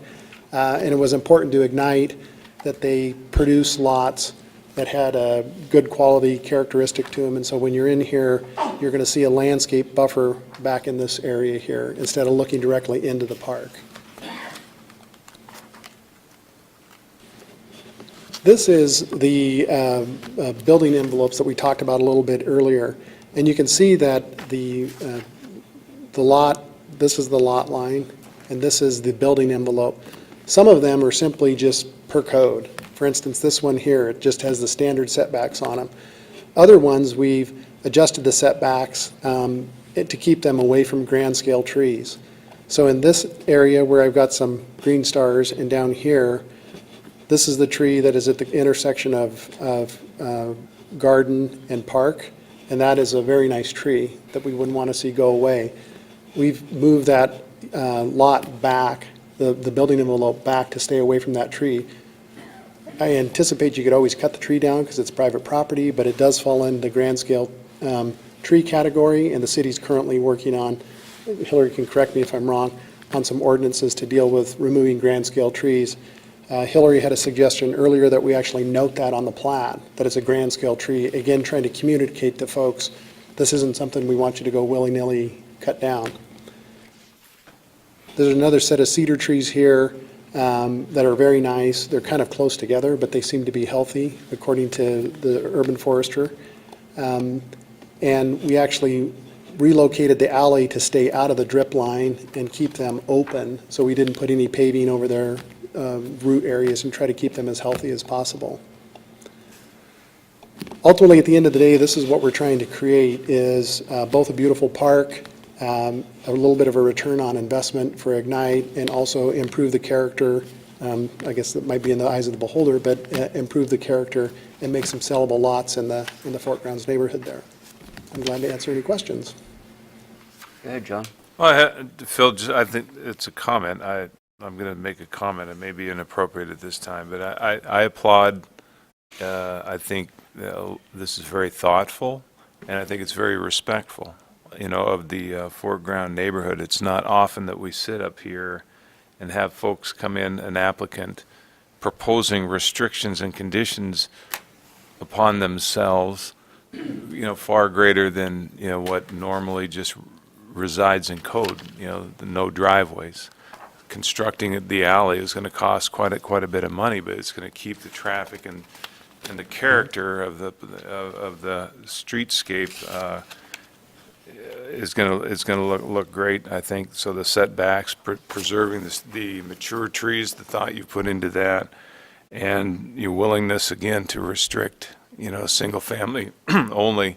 Again, it's not that usual that we have applicants come proposing conditions that are far greater than code requires. I appreciate that. I think that is probably that kudo goes to the Ignite board, who we presented a variety of options to them, and at the end of the day, their board kind of focused us in on a community-driven project. Thank you. Yes, and I concur with those statements. I really do. Thank you. Any other questions of Phil? I do have one. Oh, go ahead, Mr. Lou, Chair. sorry. Parking, is there proposed rear access garages, or what's the parking proposed for this development? The parking will be driven by the city code and what you can fit inside your, Inside the building envelope? yeah, well, the one variation of that, I'll show you. The distance from here to here, there has to be a minimum of a 20-foot area that you can park outside of your building, if I'm remembering the code off the top of my head. So the distance from this point to the building envelope is a minimum of 20 feet. This alley is actually a little wider than normal. It's a 20-foot alley. But the fire department likes really wide stuff. And so when Kenny asks for really wide stuff, he kind of gets really wide stuff. So the alley is wide, it's 20 feet wide. Okay, All right, thanks. thank you. Thanks. Again, I'm going to go through the sign-up list. If you choose to come up and speak on this particular item, please do so. If you don't want to, just let me know. Ken Murphy, again, if you want to come up. I do. All right. Ken Murphy, I live 513 Park. Do you swear to tell the whole truth? everything I but the swear truth, so to God? the best of my ability, the whole truth and nothing but the truth. Thank you. I spent 42 years working for the federal government. Most of that was in fiscal law and appropriation law. So some of this, now federal, some of what I'm going to say reflects on my opinions of a lot of this stuff. Okay, Coeur d'Alene's 2007 comprehensive plan's first and third goals were to support the policies that preserve the beauty of the city, its natural environment, enhance the beauty of Coeur d'Alene, and preserve the qualities that make Coeur d'Alene a great place to live. I lived all over the world. I chose this place to live because it's beautiful. I'd like it to stay that way. When an agency requests money, there's a purpose for that money. If it doesn't fulfill the purpose, then it's not supposed to spend the money. The purpose for the Park Drive addition for the land parcels, when they were acquired in the urban renewal plans, which Ignite or Lake City Development put out at the time, there were three reasons why they were buying these properties. Park expansion, which is on page 21, and these are on Ignite's website, the LCDC Lake District Strategic Plan, and it was incorporated into the 2008 revision. Park expansion, pedestrian walkway, partial renovation of the houses that are there. Those houses are gone, no problem. Pedestrian walkway, park expansion are the two remaining justifiable purposes that this land was acquired, not to build more houses. I don't care what was there before. It doesn't matter. What matters is why an agency of the city, which the Urban Renewal Agency is, Ignite, works for the city. Its balance sheet is part of the financial statements of the city. It is part of the city. It is city land, even though it's been given to Ignite. The citizens' desires, the desires of the public, as expressed in the 2006 Recreation Survey, overwhelmingly favor more open, not houses, more open park space and less crowding. Quote, "The city park is the city's most visited park. More than 95% of the natural areas are important. Natural open space is also the park type respondents indicated as most needed in Coeur d'Alene. Crowding is an issue at both parks and recreation facilities." Cost. This land is already owned by the city. You don't have to spend any more to get it. The 7 plots were acquired by the Urban Renewal Agency, LCDC Ignite, and 3 were swapped, okay? Now they're all under Ignite. Additional revenue is not needed. Both the city and the URA are very plush. Each has unrestricted asset balances, which mean they can spend it on anything they want, including building a parking garage, which I understand was justification for this stuff, but they have unrestricted asset balances. According to the 2016 financial statements, the city has $26 million that it can spend anything it wants, unrestricted. Part of that is the Urban Renewal Agency's $6.5 million. Ignite has $6.5 million to spend on anything they want. These results come from a billing excess of approximately 10% over their costs each year. The last 4 years, they've had excesses, surpluses between $6 and $15 million. In the financial statements, the first pages, first discussion is management MD&A, management discussion analysis. This is there. Mayor Whitmire asked me to provide this to him, I did. Legality. The Idaho Urban Renewal Agency statutes, which is Section 50, Chapter 20 of Idaho statutes, require that disposed of property be devoted to the uses specified in the urban renewal plan. Remember, there were 3 in the urban renewal plan: park expansion, pedestrian walkway, partial renovation. The quotation, I'm giving it to you in the sheet that's there, it's section Idaho statutes 50-2011A. The urban renewal agency may sell, lease, or otherwise transfer real property, provided that such sale, lease, or other transfer or retention and any agreement thereupon may be made only after the approval of the urban renewal plan, remember the 3 things, by the local governing body. The purchasers or lessees and their successors and assigns shall be obligated to devote such real property only to the uses specified in the urban renewal plan. Can I finish? I've only got about 2. I'll give you another 30 seconds. Yes, go ahead. Okay.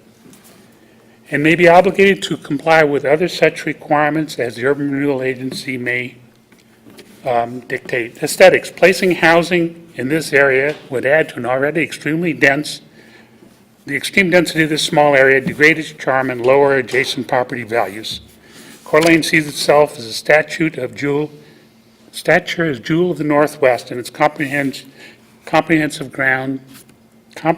plan use the Fort Grounds area and the city parks as symbols of it. I'd hate to get to that jingle, the words of Janis Joplin, pave paradise and put up a parking lot. Thank you very much. We appreciate your comments. If I could, Go right ahead. I'd like to comment, because I think Just so that you can listen to what he has to say. I'm struggling a little bit. I certainly understand your concerns and where you're coming from. I just want to share what this body really is here to look at, which is, we're not deciding on whether it should be parkland or whether land and water conservation lands have been appropriately transferred or any of that sort of thing. We're acted on a zone change, and now we're looking at a plat. I think, we have a kind of narrow decision before us, and we're acting on the matters before us that are before us today, not all these other things. I could sit here and I would agree if I was the person that lives across the Park Street and would rather look at a park than a house. But, this is a matter of not so much, what's parkland or what's going to be housing. This is a zone change. Recognize that, the applicant could develop the property by right without the zone change. It would just have a different result. And I think my sense here is by taking upon them these added restrictions and some of the things that they're doing with an alley and protecting trees and extra setbacks and so forth, and recognizing that the uniformity of R8 through there, I think, produces a better development than if they developed without the zone change. So it's not a matter of whether it develops or not, it's a matter of whether it develops this way or that way. Well, you could. Thank you. You could And I dis- just, you could disapprove- you it's could not disapprove- necessary to comment it, and hope you don't take this as a disrespect Yes. to comment on what Commissioner Ingalls said. He just wanted to give you some clarity. Okay. Okay? And we thank you very much for your time and your comments, though. Thank you. Can I just make one last comment, please? He was just clarifying. I believe you had enough time, Ken, to state what you had to Okay. state. Thank you. Next person is Bruce Wallace. If you want to come up and speak, you can again. All right, thank you. Danilo Gankeko. Again, do you wish to come up this time? Please. Okay.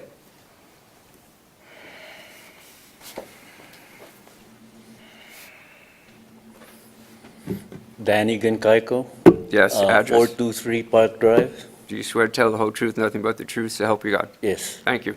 Okay, I understand what you just said, that what Mr. Ingles just said, that you're not here to decide whether they do this or do that. Well, there was already an agreement prior to this, as he just said, that it was only supposed to be done as a park, as a, or whatever else he said. So if there was already an agreement, can it be changed?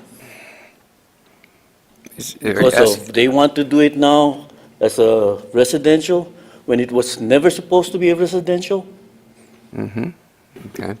Well, to kind of address that issue a little bit, as Ms. Ingles stated, we're here right now to talk about a subdivision. How that piece of property got to or in the hands of Ignite, or what the conditions were at that particular time, unfortunately, is kind of out of our jurisdiction. And no disrespect, I hear what you're saying, and we all hear what you're saying, and we can certainly have discussions on that, and whether that influences our decision or not, we'll find out. But what we're charged with this evening, and again, I'll repeat, I hear what you're saying, we're here right now to talk about a subdivision, and that's what we have to focus on. I'm gladly take your comments in, and we'll listen to those. But as far as how this piece of property got in the hands of Ignite, unfortunately, however that came up, it happened. Again, to let you know, if this does get approved or denied, there's an appeal process. You can go in front of City Council again and state your facts, and perhaps whatever our decision is might be changed. Thank you. You're welcome. Thank you. Jody Gankeo, do you wish to speak? No? Okay, thank you. Dennis Spencer, you good? All right. Scott Hopkins, you come up and speak? Sure. Come on up, Scott.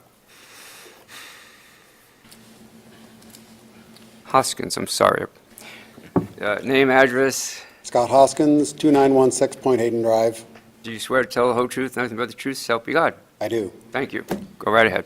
I just wanted to follow up on, I'm the chairman of the Ignite CDA board, and I just, as a board, I'm speaking for the board, as we've thought about this a lot. I think that's obvious in Phil's testimony from Welch Comer, and we wanted to do the setbacks because we know there's been some concerns of other buildings in the fort grounds where that was built within statutes, but then you add on a porch or to the sidewalk, so that was a great resolve for that. We've taken a lot of thought on this. In the end, there will be square footage where there'll be more park than there is now. And if you remember, just a few years ago, there was 10 pretty ratty-looking houses in there. We slowly tore those down. Just about 3 months ago, the last 4 were torn down, and we hope to put back a better product in the end. Okay, appreciate it. I stand for questions. Thank you. Appreciate your time. Any questions? Oh, thanks. Thanks. Attorney Burns, do you wish to address this again? Thank you.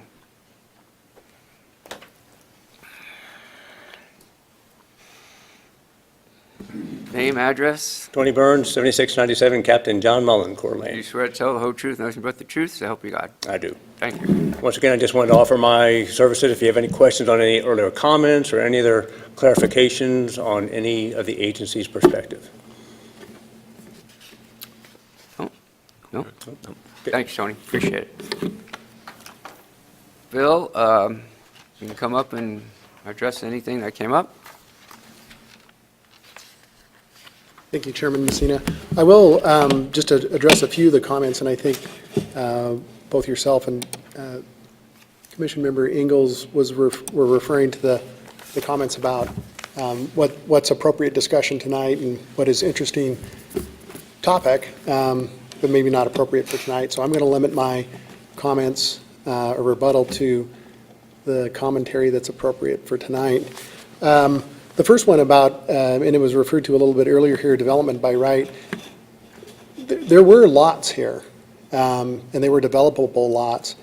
But you can imagine if Ignite would have developed in the ownership that they had there, it would be disorganized, and you would have this kind of discontinuous development.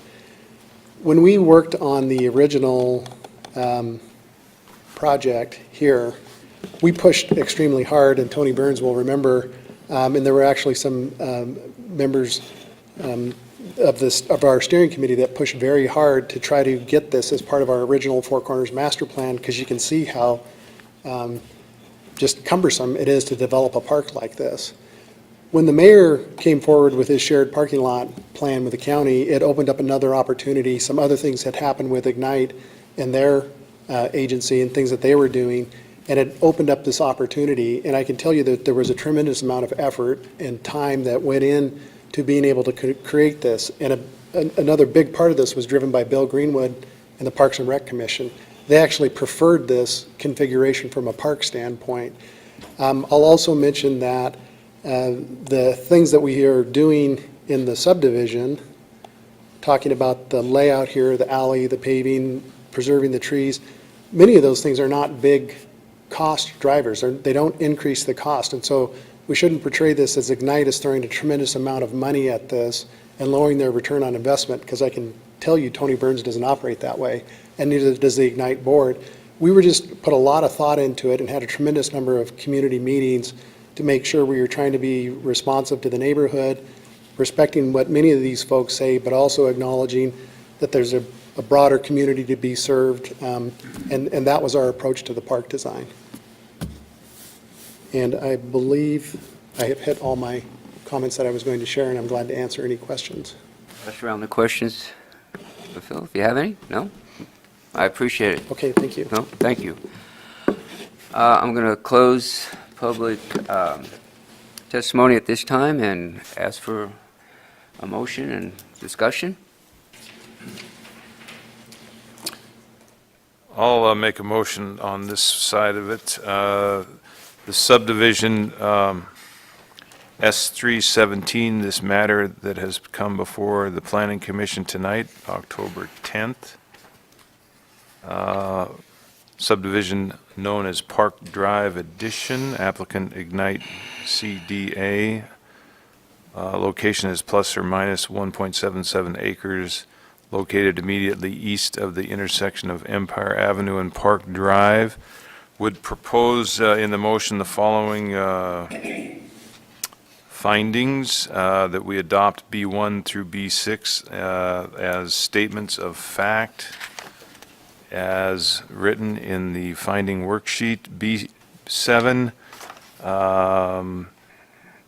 the B7A rather, that we make a finding that all the preliminary plat requirements have been met, and that has been attested by the city engineer based on the statements in the staff report.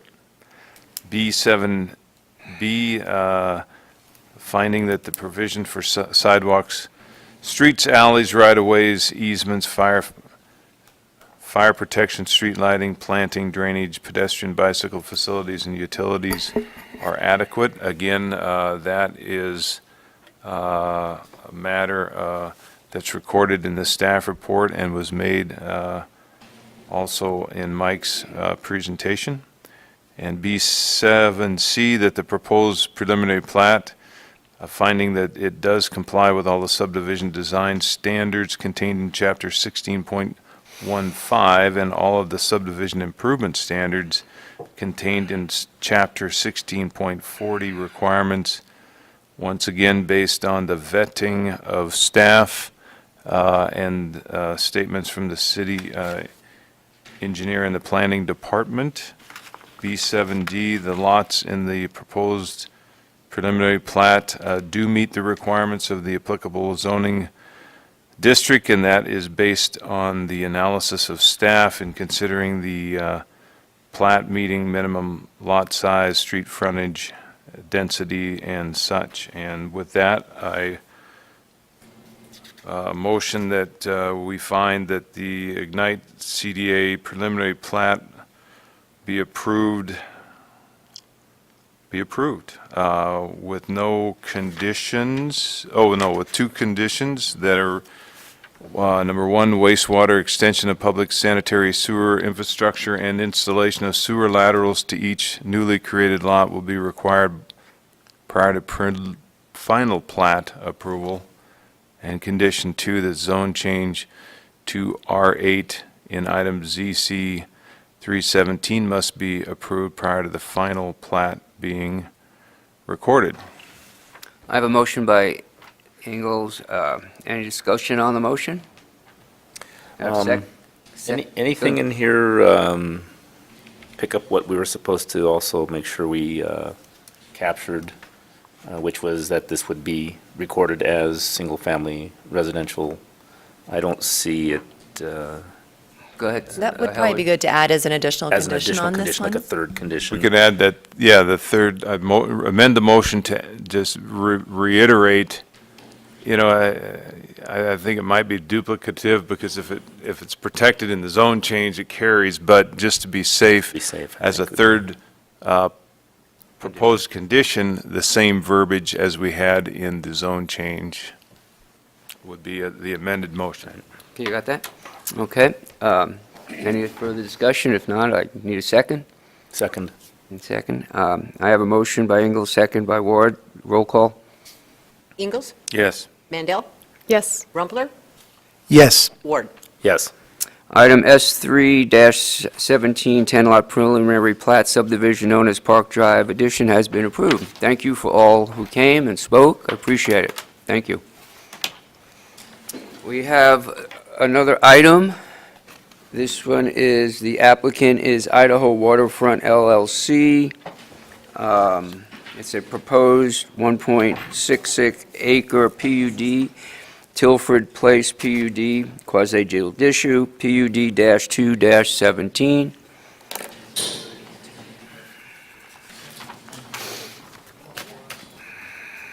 Thank you, And- Chairman Messina and Planning Commissioners. Thank you. Anyone have a conflict on this? No? All right, thanks, Tammy.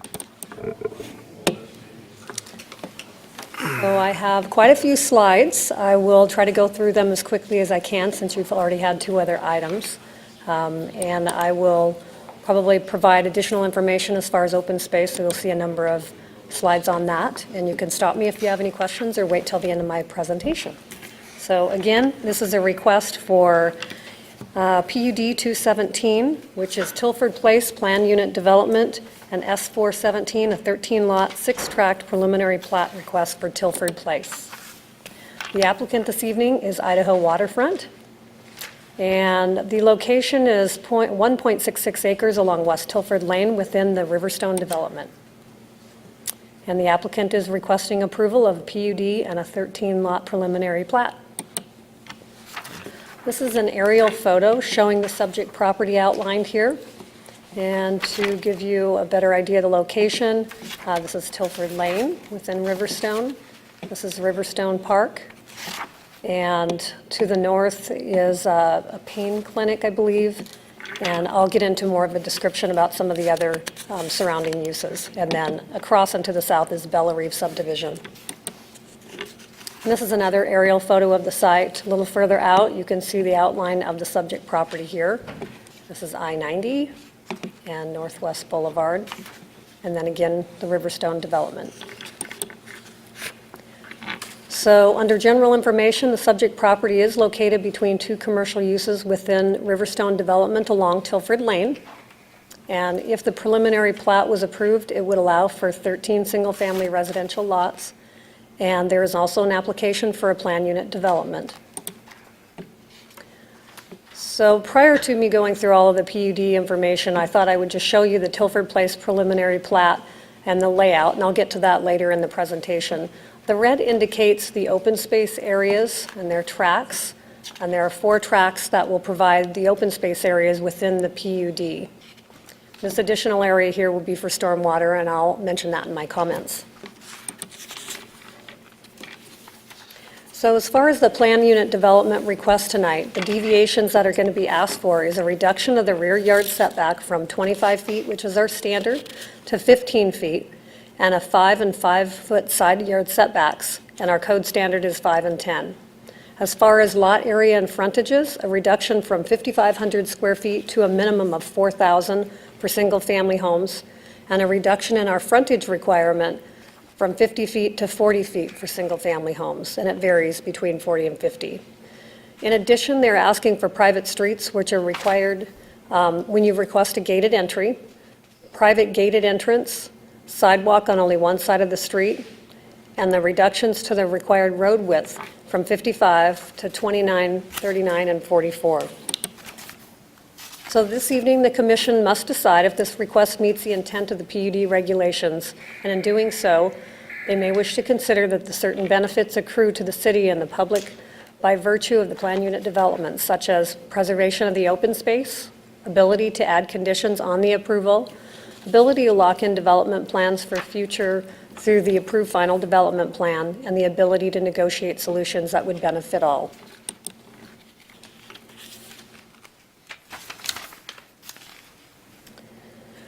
So the first finding for the PUD is the proposal is or is not in conformance with the comprehensive plan. So the comprehensive plan designation for this portion is Spokane River District, and it's also within the stable established areas. And this is our comp plan map, and you can see the existing city limit lines here, the area of request in this purple area here, which is within the stable established areas, and it also falls within the Spokane River District boundary, which is outlined in the black. Spokane River District tomorrow says that this area is going through a multitude of changes, and this trend will continue for many years. Generally, the Spokane River District is envisioned to be a mixed-use neighborhood consisting of housing and commercial and retail and service activities that embrace the aesthetics of the proximity to the Spokane River. As the mills are removed to make way for new development, the Spokane River shoreline is sure to change dramatically.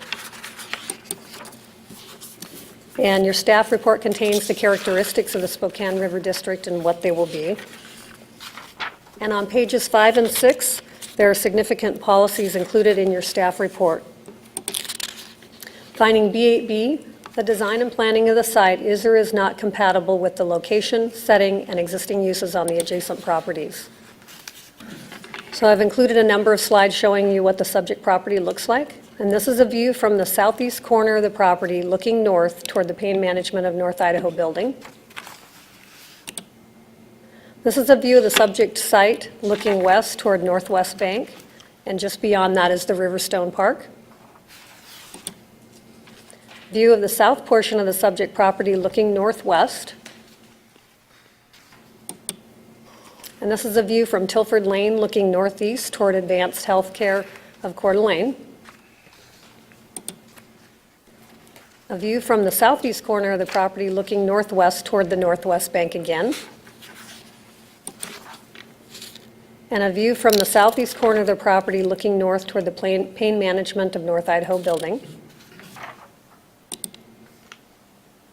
And a view from the northeast corner of the subject property looking southwest toward the Spokane River and again the Northwest Bank. So the Bella Reeve homes are just on the other side of Tilford Lane, if that puts it in perspective for you. And I believe this is the last one. This is the view from the northeast corner of the subject property looking toward Bella Reeve, again in the Spokane River. And they have done some grading on the lot, and it's completely cleared. This is a generalized land use pattern. The property currently, as I mentioned, is vacant, and there are a number of commercial uses surrounding it, along with some multifamily apartments within the Riverstone development. On the south side of Tilford, you've got Bella Reeve along Bella Reeve Lane, and some vacant lots on the west of the property in that vicinity of the subject property. As far as existing zoning, the property is currently zoned C17, and to the south of it is the R17 Bella Reeve PUD. The proposal is or is not compatible with natural features of the site and adjoining properties. So again, the property is relatively flat and vacant. It has existing commercial uses, which I have described, the commercial uses that surround the property. And the PUD requires that the applicant submit some illustrative examples of some proposed architecture, and this is what we've received from the applicant. They're proposing 1- and 2-story homes, and this is the style that they're proposing. And here's another example of the proposed style.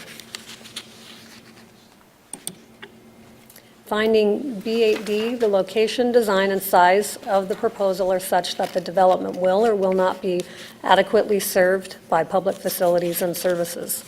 And those comments are in your staff report on pages 18 through 20, and I'll briefly go over them.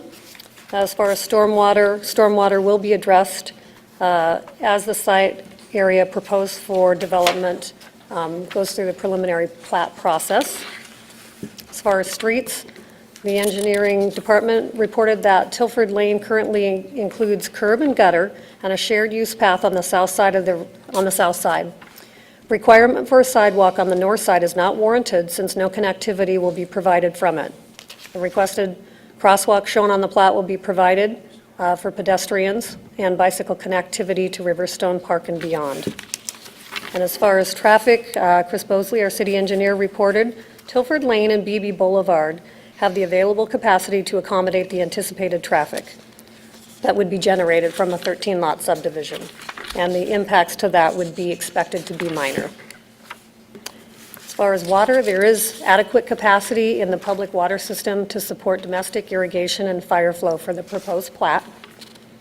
And wastewater utility also has system capacity, willingness, and intent to serve the subdivision.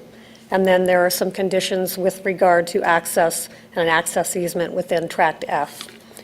The fire department would review the proposed plat and make sure it meets all their required conditions for the adopted international fire codes.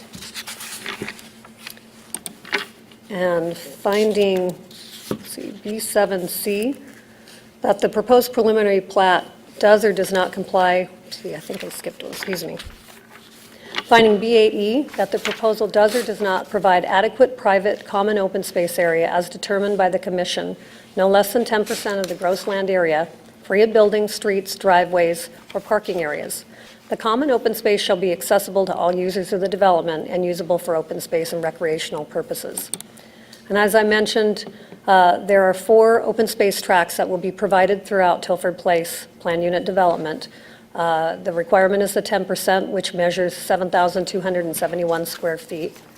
It includes tract A, B, C, and E. And this is an overall site plan of the tracts, and I have individual slides that I'll cover and give you a little more description of the open space areas.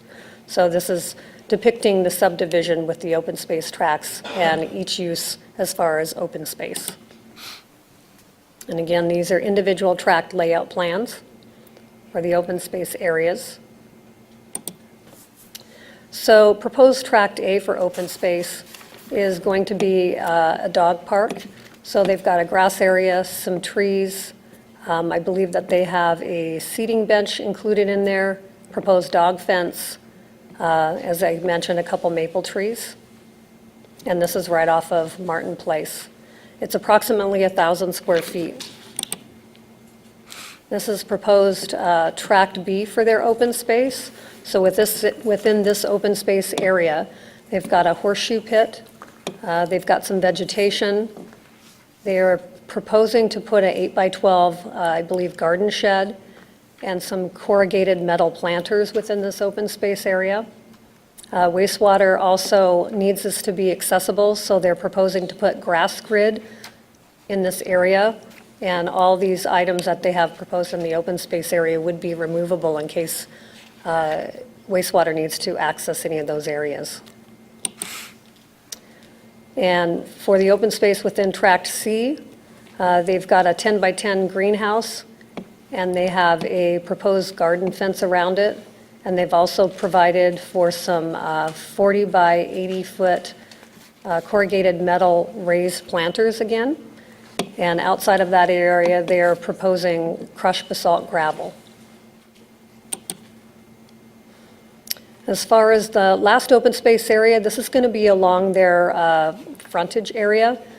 And they have some benches along here for the public as they possibly walk to the park or on the trail. They can come into this area, and there's going to be some plantings in there. They've got some grass areas and some benches.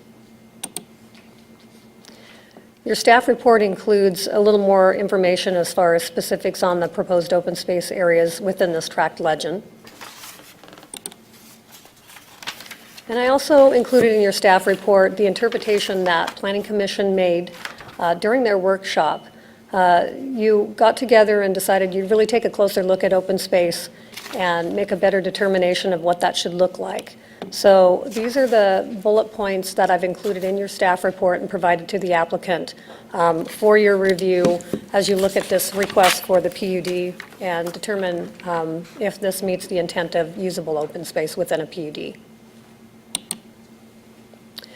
Finding B8F, off-street parking does or does not provide parking sufficient for users of the development. And 2 parking stalls would be required for each single family, and there was no request made for changes to the off-street parking through the PUD.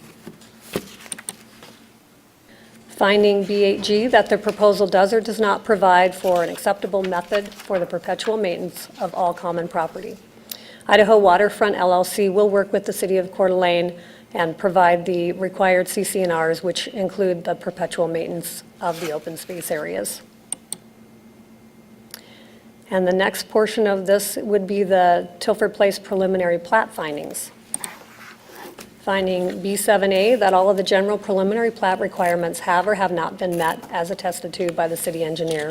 And per Chris Bosley, city engineer, the preliminary plat submitted contains all of the general preliminary plat elements required by code. And again, this is the preliminary plat that was submitted. The lots range in size. I'll get you a little bit more information about that. So the gross area of the subject property is plus or minus 1.66 acres. The total number of single-family lots is 13.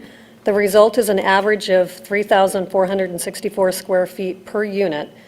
And the overall property within the development would equal to 7.79 units per acre. And the typical street section has been included in your staff report. Finding B7C, that the proposed preliminary plat does or does not comply with all of the subdivision design standards contained in Chapter 16.15 and all of the subdivision improvement standards contained in Chapter 16.40. So per engineering and planning review, for the purposes of the preliminary plat, those subdivision design standards and improvement standards have been vetted for compliance. Finding B7D, the lots proposed in the preliminary plat do or do not meet the requirements of the applicable zoning district. So the applicable zoning district for this parcel would be R8 performance standards. And through the PUD, the applicant has requested a reduction of the site performance standards for lot frontage, which is a reduction from the 50 foot of frontage to lots ranging from 40 feet to 50 feet along a private street, and a reduction of 5,500 square feet to lot sizes from 3,000 to 4,209 square feet. And there are additional deviations, as I mentioned in the beginning of my presentation, as far as modifications to the request through the PUD. And there are 8 conditions that would be attached to the approval of the PUD in the subdivision. So that's all I have, unless you have any questions for me. Go ahead, John. Tammy, I'm going to put you on the spot a little bit. Okay. And ask for kind of a sense of judgment and, you know, your own perhaps, and as you interact with engineering and wastewater and, you know, the other planners and whatnot. So, you know, since I've sat up here with the others, you know, we've seen a number of these kind of little gated PUD developments, they're not pocket housing, but little pocket developments. Garden Grove, Cottage Grove, Riviera Place, Circuit at Celtis, Meadow Ranch. Did I mention Garden Grove? You know, and Park Rose, my favorite. And I live there, so I have some of my own view. But I want to put you on the spot a little bit. How do the deviations that are proposed here compare to those others I named? You know, are they more or less in line with what, you know, we've approved in the past, the 5 and 5 and the the resulting lot sizes and such, are they more or less of the same character of those others? And here's the judgment part, is really, as you talk internally, what's your sense within the city of how these are performing? You know, because sometimes we've said, oh my goodness, when we have the big snow year, there's nowhere to put the snow, and, you know, everything bad's going to happen, stormwater, we're going to flood. What's your sense, now that we have quite a list of these that are, I think, probably very similar, how are they performing? So are these deviations pretty much in line with the other ones we've approved? And, you know, what's your sense of how it goes out there? And before Tammy tries to answer that question, perhaps too, if they're private, I don't know if the city would know how they're performing as far as snow removal and such, because they are a private gated community, and I'm sure they probably have some HOAs, and they're kind of taking it amongst themselves to police what they have to police. So whether or not, and whatever Tammy's going to respond to, would be a true representation of what does the city know based on gated private driveways. So from that point, go ahead, Tammy. Well, I'll do my best to answer it, and I think the first thing, it would be case by case. Every one of these subdivisions are different, and it's not just from the aspect of planning, it would be the aspect of engineering and streets and fire and, you know, how they have designed each one of them. In this case, they have proposed to put snow storage on each end within the private streets, and as you mentioned, it's going to be gated. We will get the HOA documents with the CCNRs, and so that would be required by the HOA to do their maintenance and their snow removal and those types of things. It's similar to a few of the other ones as far as the deviations, to answer your questions. You know, this is similar to, I believe, Riviera that you had seen recently and so on. So it's... Yeah, and to address that again, John, and not to take away from your concern at all, but again, I think we've sat up here and approved some of these PUDs with setbacks different and yards and side yards and things and being private. And I would have to say whoever develops it and the people who live there and the HOA, I mean, they have to monitor that. Concern that, not that I have, but, you know, that can this ever come back to the city? And, you know, now we're stuck with whatever the end result is. And I'm not sure whether that has ever happened in the city. I haven't heard of it, and maybe staff could address that. In terms of like private streets, if they want to come back to the city and try and make them public. Right. We actually do get quite a few requests these days. HOAs that have been around a lot longer don't like that they continue to pay for the fees for maintaining their common open space areas and the roadways, and so they do request that, especially when the roads start to fail. So our desire, as we've kind of talked about with our zoning code amendments, is to try and discourage private roads moving forward in the future, to have more public streets and to address some other things like the side yard setbacks and whatnot. And that's addressed in condition number 3 under engineering, correct? Where it says recording of dededicating Tilford Lane with some description, without restriction as a public road to the city of Coeur d'Alene. Is that where? So that one is more specific just to Tilford Lane. On this one, we didn't ask But that not- the Cummings Way and the Martin Place are also public. Okay. That could be discussed by the commission if you desired, but that's to address some other issues with previous plats that had restrictions on Okay. accessing these lots. So that's just to clean that up. And the city Parks Department currently maintains Tilford Lane, and then we have the public park at the end of the street. So that one just makes it a lot cleaner if it is a public road All the way for all through. those purposes, but we didn't address the internal roads. Okay. Right. And, you know, unless you have any other questions, one other comment I just want to make, Tammy, not addressed to you, but, you know, we always have this open space terminology of what open space, and at least this one, I can grasp a little bit of what open space is based on the list that is open space, and they're at least trying to address it as far as an open space situation might be. But I hope Tammy answered your question or put her on the spot, and she did a fine job, I think. I agree, and I wouldn't say it was so much a concern. I'm not hearing that, you know, there's bad things happening in the, from when I drive by these that I rattled Yeah. off, my sense is people like being there, that things are going well. I just was wondering if, other than maybe an occasional request to publicize a private street or whatnot, you know, the snow goes away, life goes on, life is good. I just wondered if you folks had performance issues that you hear about on a daily basis. The only other ones have been regarding the setbacks, and this year, of course, we had a lot of snow, so we had talked about that at one of our workshops with the commission, to saying, we do want to make sure that we do address the side yard setbacks, and a minimum of 10 feet between buildings is one of the things we're looking at for the zoning code amendment. This one would do that. In some instances, developers come forward and ask for 0 and 5, and that's when it really becomes a challenge, because you're pinching it, and there's not anywhere for snow to go when it comes off of the roof. Right.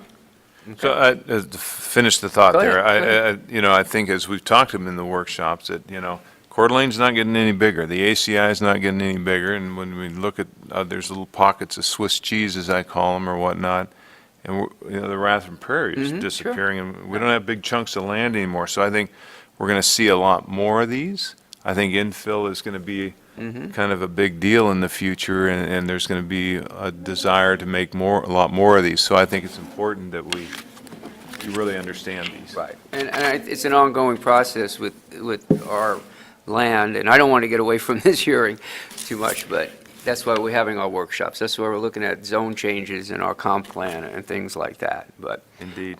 if you've been satisfied with the answer, I'll move on and Please. let the applicant come up and. Chairman and Commissioners, if I may also, I think Tract F, if you can go back to that slide, I just want to clarify as well that there is a sewer main within that, and so that's how they used that grass, I forgot what you called it. The grass grid. The grass grid. And so just wanted to point that out, that they worked their open space around. There is a sewer main. We did verify that wastewater is okay with a shed and some of the corrugated planters in there, but it is, you know, there's a water main in there, and there is an easement through that tract. Okay, thanks. Okay, thanks, Tammy, appreciate it. I have a few people signed up. First person is John Stone, in favor, and he does want to address us. John, come on up. Waited a long time to talk to us. Thank you for that. Yes, I have, and you folks have volunteered to do this often, and I thank you for that. Name, address, and John Stone, 705 West Lakeshore Drive. do you swear to tell the truth, the whole truth, nothing but the truth, so help you God? I do. Thank you. Go right ahead, John. Well, about 19 years ago, next year, it'll be 20, that I started this project, and it's a project that has had over 12 occasions to have PUDs. Because it's such a large piece of property, we needed to have the flexibility to have PUDs to design the project to the market. So this is not an uncommon thing for us to go through a PUD here. This is my last one, however. This is the last piece of property that we have that we're responsible for in the development. So I am very grateful about that. We have a 70,000 square foot piece of property that is the last because it was a troubled piece. It had rubble that had been buried on it, and so we've been spending the last month or two mitigating that rubble, pulling out loads of concrete structure that was from the mills that they chose to bury. And so we've corrected that. We've put geogrid down, and we've firmed up the soil, and we have a geotech following, and we've come back and mitigated all the structural issues. So we really believe that when it comes to open space, we've done our part there at Riverstone with 10 acres abutting this property with the pond and 7-acre pond and 3-acre park that was donated to the city for that open space purpose. So while there's not a lot of open space here, there is open space right outside the gate. And we wanted to create a live, work, walk environment, and that's really what we've done there. We now have 16 restaurants there, and there's a, you can go walk to a show and walk most of the places there. Plus, we donated the Prairie Trail that goes north and gave a temporary trail for the city, for the Centennial Trail. So we feel like we've been good stewards with our property, and we've done our best to also conform to the needs of the market. So it wasn't our goal to put as much multifamily in there, but that's what the demand was in Coeur d'Alene. So we did that. We did our best job at that. So we are comfortable with everything that we have been, we've had over 15 meetings, our staff has, we have, with the Coeur d'Alene staff, and they've been very professional. Enjoyed working with them. The only hitch came yesterday when we found out for the first time that we were requested to give the Tilford Lane to the city. Well, this is the last piece of property that we have at Riverstone, and I'm the sole owner of that. And I don't have the rights to give Tilford Lane to, under the LLC here, the owner's this piece. So I asked my attorney to give us a statement, and Rick Gunther, my fellow conspirator here, would like to come up, and can I ask him to come up and have him take the oath? Sure, if he and- signed up, certainly he can speak if Yes. he cares to. Rick, you're on here to sign up to speak in favor, and Correct. you do want to speak, but I'll take it, is this your time that you want to speak, or do you want Yeah, John? this would be my time. That works Okay, out so fine. John, are you kind of done with your I'm presentation? done, but I want to be able to answer your questions. Yeah, let me just clarify. So if John's done, do you have any question of John as the applicant at this time? No, and John, you can come back later if there's any other additional questions. Rick, let me add name, address. I'm Rick Gunther. I reside at 701 West Lakeshore Drive. Do you swear to tell the whole truth, nothing but the truth, so help you God? I do. Thank you. Go right ahead. As John mentioned, there was this kind of a letter that was kind of put together by his attorney, and reviewing the staff report as of yesterday, we found some things in there that we have some concerns about. So I'll read what he had to say. Let me excuse you 1 second. Is that what he's reading part of what we have, or? You wouldn't have this, because we just got this. Okay, be part of the record later? Be happy to give you this afterwards. Okay, thanks. Go ahead, Rick, sorry. The staff report's proposed findings, number B7C on page 21, contains a recommendation that Tilford Lane will need to be dedicated to the city as a public road as part of this request. This is also a reference and proposal condition, the engineering condition on page 23 of the staff report. This proposal condition of approval is not appropriate insofar the applicant doesn't own that property. So he doesn't have any rights to give that property to the city. That belongs to another entity, and they would have to make that condition on them for themselves if they want to do anything with the city. But we can't do that because it's not our property. So as far as a condition, we can't have that as a condition in these findings because we have no control over that property. Riverstone West LLC has previously indicated that it intends to transfer the ownership of that parcel to the Riverstone Properties Owners Association for future maintenance and care of Tilford Lane. This would be consistent with the manner in which the other roadways in and around the mixed-use areas are, and owned and maintained, and that would be, I think North Main Street, North BB Boulevard, and Old Mill Loop. So I think when you look into conditions and in those pages and read for that for being a condition of this plat, this is brand new to us, so we have no control over that. Okay.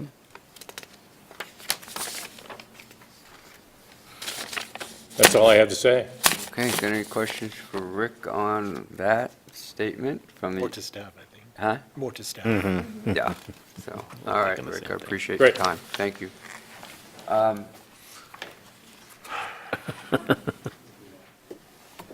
give Yeah, it to staff later, yeah. Next, I have Nicole Cummings, in favor but does not wish to speak. Appreciate that. Thank you. And Ryan Martin, in favor, again, does not wish to speak. Appreciate that. Thank you. John, if you want to come up to add anything that you just heard?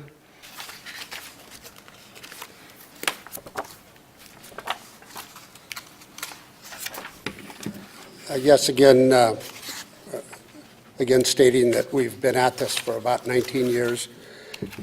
We've added $550 million of investment at Riverstone. 3,800 employees now are employed there.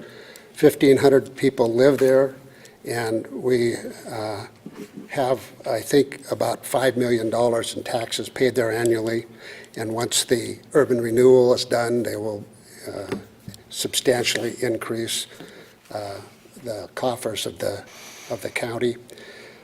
We do our own snow plowing, we do our own road maintenance, we do our own security. So when we developed the 160 acres, we had the pretty much the directive that you guys do whatever you're going to do down there, and we will give you what we need to give you, and we will take care of our own development. So that's what we've done. That was the agreement over these years. And so, again, I'd like to reiterate that what the request that came in was inappropriate, because we don't own that to this entity. And so if the city wants that, they should contact the owners of that Riverstone West, which is now the Riverstone Master Association at Riverstone, to request that road. Okay. Thank you very much. Any questions, you, John, before I close public? No? Thanks, John, appreciate it. Thank you. I'm going to close public comment at this point. Then we'll go and have some discussion. I'm sure I have a question of staff, given, I think Randy's over there doing something. So we'll wait for a minute or two for clarification from legal, and so bear with us, please. Do you, just a question on what Mr. Gunther presented to us? We're trying to get a little clarification on that. So I guess there might be an additional question for John Stone, just in Okay. terms of if he was part of that Riverstone West before, and if they were intending to transfer the road over to the other Riverstone Master, then they would also have the ability to transfer it over to the city, so. All right.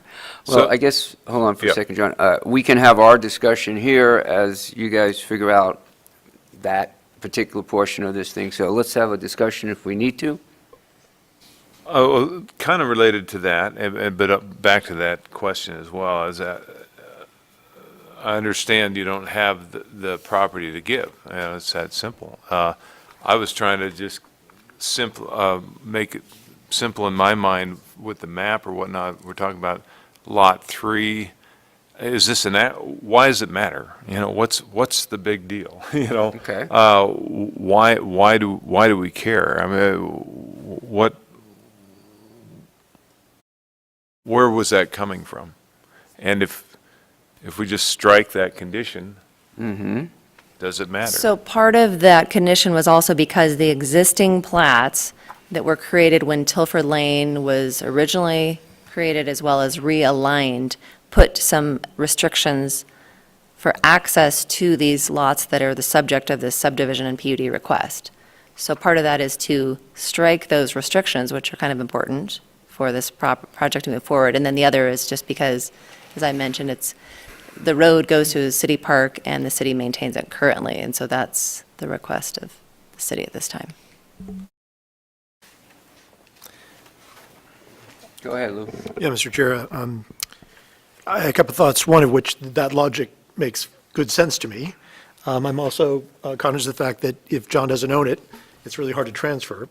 But I also wanted to take the opportunity tonight to thank John on behalf of the community for this 20-year effort to develop Riverstone, which had such an enormous impact on Coeur d'Alene, My wife, myself, and the children enjoy going down to that park all the time, and I just want to thank you, John, for what you've done.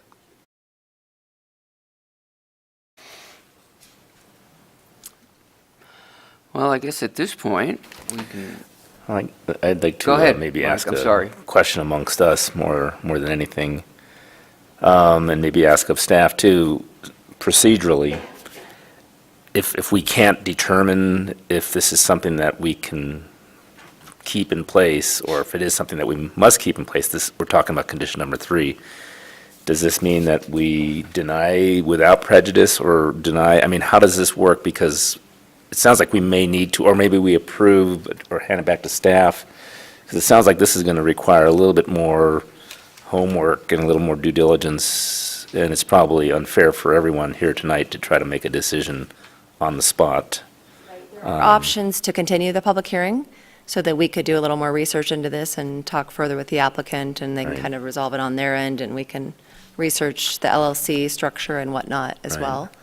So that is one option versus doing a denial without prejudice. Then you can continue it to date certain, so you could actually, if we wanted to keep the November 14th meeting, you could do that if that was something that was a hurdle this evening that we couldn't get past. Can we amend the condition? We could, and I think Randy will kind of weigh in on that as well.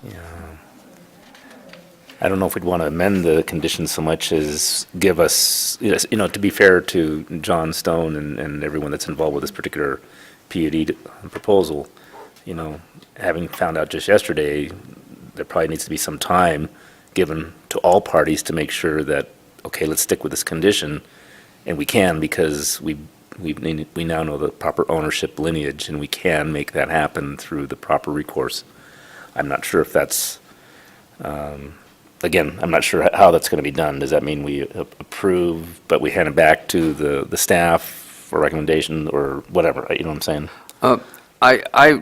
My feel on this is to give the applicant some time, if John doesn't object to it, that we can kind of continue this to the next meeting if staff needs more time to research this, and perhaps both parties could come to an agreement. That's one option, and I'm not opposed to that, if that works for everybody. Or we continue this, and as you say, if the commissioners feel they need to deny it because we don't have enough information, then it'll be a denial, then this whole process would have to start all over again, I would imagine, And I don't correct? think that would be For a time, proper so thing, right. I don't know if you want to take a minute or two and talk to John and see what his feeling is with staff. I don't know what you have to do, Randy, to clarify this little cloud that's been dropped on us right now. Well, I don't know who owns the road, but if the commission believes that it is necessary for a public road to exist to reach that PUD, then it doesn't really matter who owns it. The commission can say, we need a public road, and applicant, you need to make it happen, or we can't approve the PUD. So ownership in one sense is not critical, but it would certainly help to resolve the issue if we could find out who the owner is, and if we can get that dedicated in a separate action. Right, because the reason I asked about, Go ahead, no, go ahead.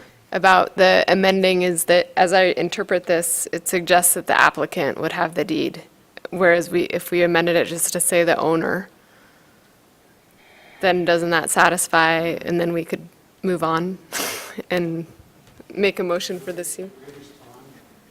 John, you want to come up again? Thanks. I think, please. Yeah, it's, I think it's fair to everybody. Today, and the owner information is Riverstone West LLC.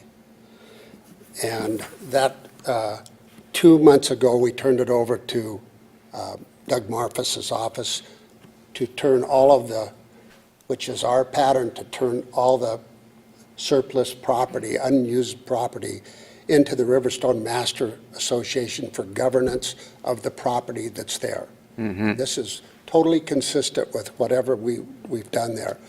The other point is that we have had that private road for the building the developments that were already there, and there's never been a problem with anything for access, for police, fire, for the park, Right. whatever. It's, the city has the easements to go in there.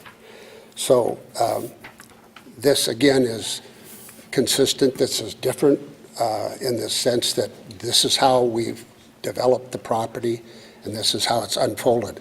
The last comment I'd like to make is we're under tight time frames here to try to get this paved by the winter. It's going to be an economic hardship for us, again, to put this off because we'll lose our windows for the paving closed down and at Thanksgiving, and you know that as a builder, and we're stuck. So, Okay. you know, if this would have come up where we would have had time to deal with it, but it came up yesterday. And again, we don't own that property. We can't give the city what it wants. Right. It's got to go talk to the Riverstone Master Association and Riverstone West in order to get what they want to get. Okay, I understand that.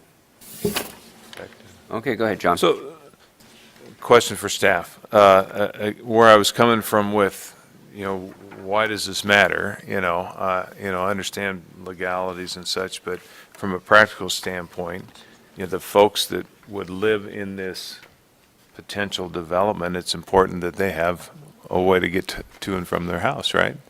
And if that's not a public street, then there ought to be some kind of an easement perhaps or whatnot. That's, you know, the side of being conservative and making sure that the folks that move in here have a way to travel to their house. That's important, right? You know, on a practical standpoint, though, the city has the park and the parking lot for the park that's further upstream than this development. And I got to think that we feel pretty safe that we're going to have perpetual access to our parking lot such that the people that want to go to this development are going to be able to go there too. I just don't feel, you know, I don't want to dismiss a good condition, but it seems like we're covered, you know, because if somebody suddenly put up a barricade at what is that, Beebe and Tilford, and said, hey, my property can't come, you know, I just don't see that happening. You know, we have the park and we have police, you know, we're going to make sure they get through. It's a dedicated road to the city for the park. So could we, since it's a condition, correct? Do we have the ability to remove that condition in our motion? All right. So we have the ability to remove that condition in our motion. So I'll get back to, we closed public hearing and we're in the midst of discussion. So I'd call if anyone wants to make a motion and we can further discuss this. Go ahead. Yeah, just a comment to illuminate. This would be the third of these PUDs we would have, that have come before us. And it's certainly since I've been on the Planning Commission, I think we've approved the prior two. Right. And this one, I think, has, as you point out, it has transparently shown the open space where we had some issues about open space calculation and open space utilization and some of those issues. So I certainly commend the developer for doing so. I see no reason not to approve this other than that one particular condition that could be resolved at another time. So I just certainly would like to signal to the commission that I'm certainly in favor. And I just, again, reiterate, from a practical standpoint, I just can't see a scenario where the folks that would live in these potential new houses are going to be blocked access, but. Okay. And my understanding is that the Parks Department is maintaining that now without really having a right to do so. So if the Parks Department decides not to maintain it, there's no entity that will maintain it. It says in our agreement that they will maintain that road, the park department does, in our agreement. I don't know what the agreement is. Yeah, John, you want to come up to the podium if you would say something again? You want to address what Randy just said? Please?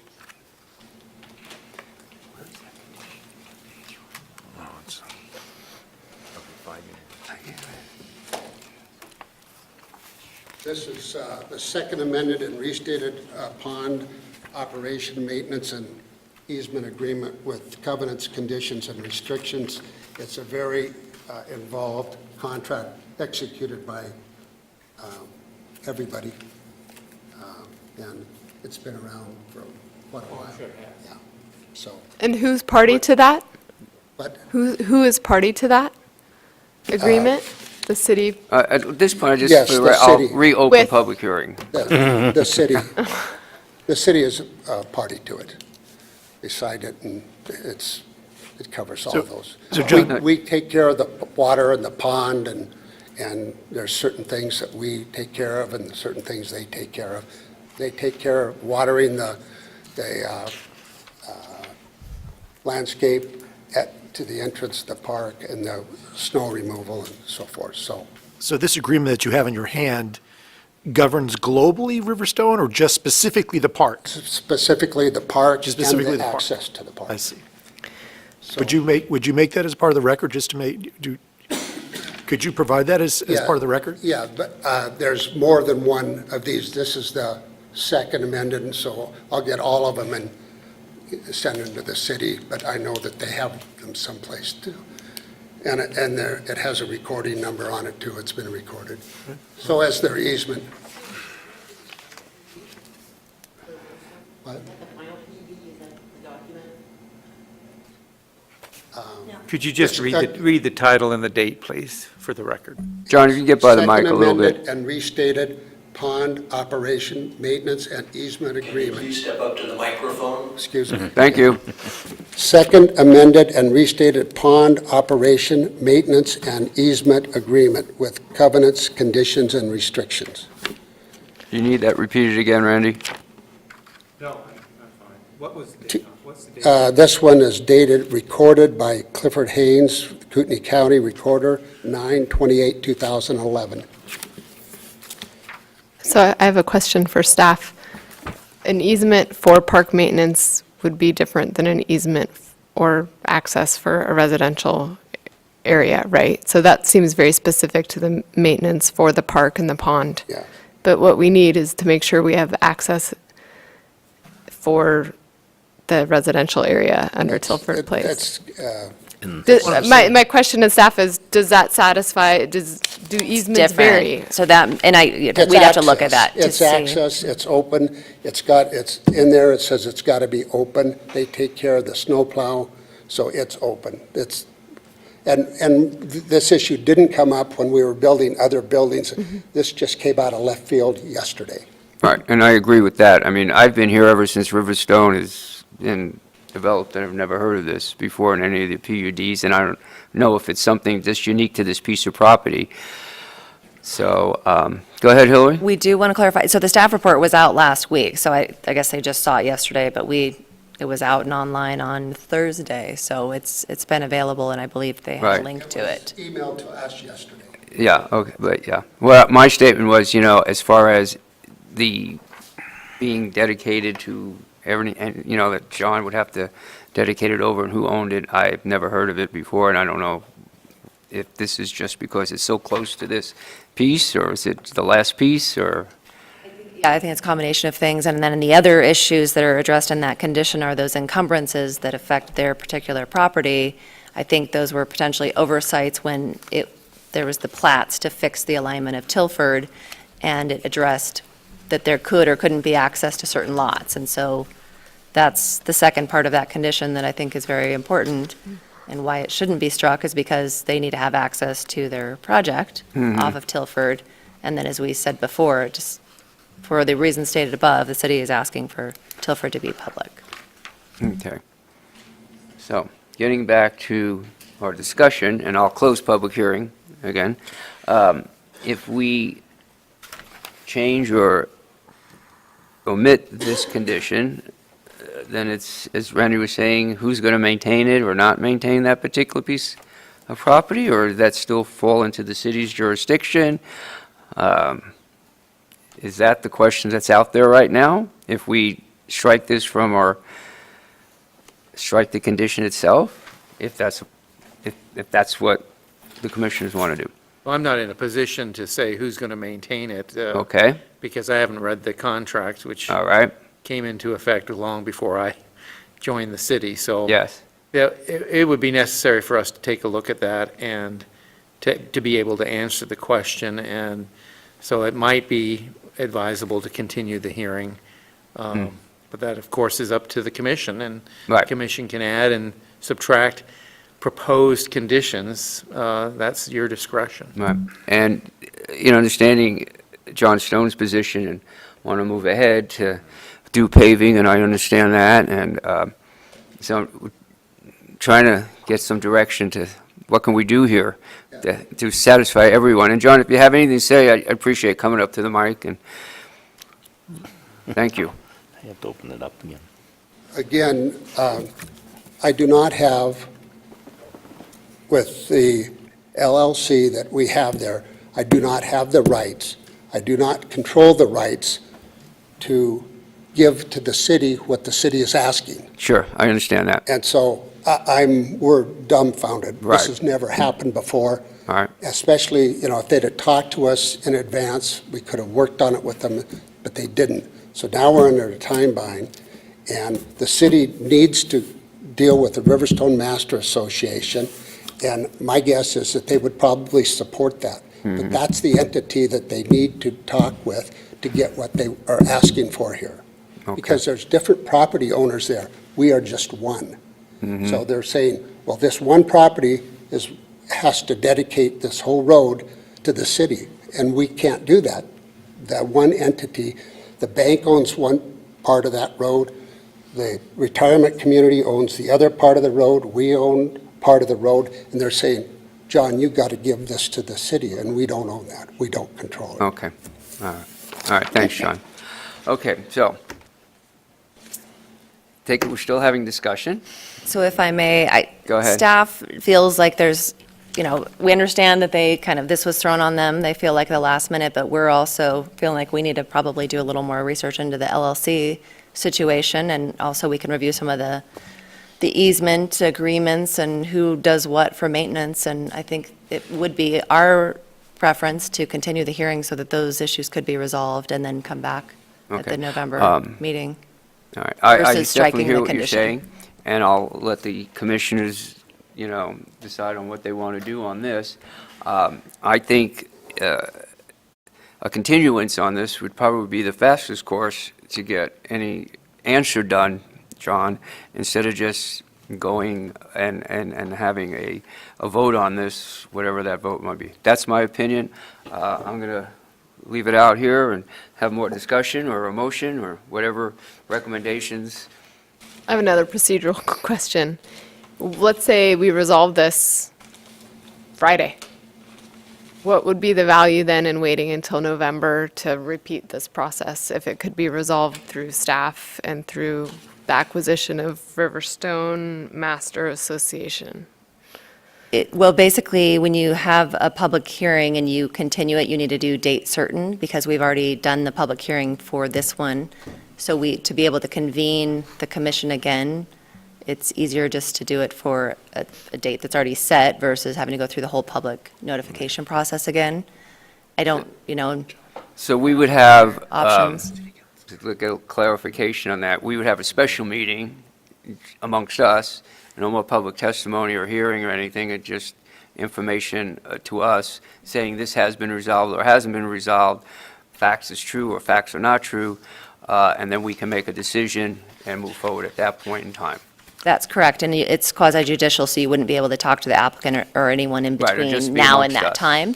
We would just be able to do our additional due diligence, bring that back for the commission to make a decision. All right, so And that's you could an do option. John, deliberation go and. ahead. I have a thought. Sorry. I had a thought, and I'd throw this out there. And assuming that, the development is otherwise supportable, and my guess is it's, probably looking pretty good, from, the open space and all these things. I mean, I think we want to approve this, is my sense. So what if we were, so we don't have to renotice a public hearing and come back in November, push the date back and keep things going, there needs to be a little work done on this, but maybe it only takes a day. Maybe tomorrow morning you can figure it out, or could we change the condition to delegate something and change the verbiage that, the condition is, a condition that pursuant to staff's satisfaction that issue's been resolved to the acceptance to the city. And That I'll throw out. All right, John, come on up. I have one more thought.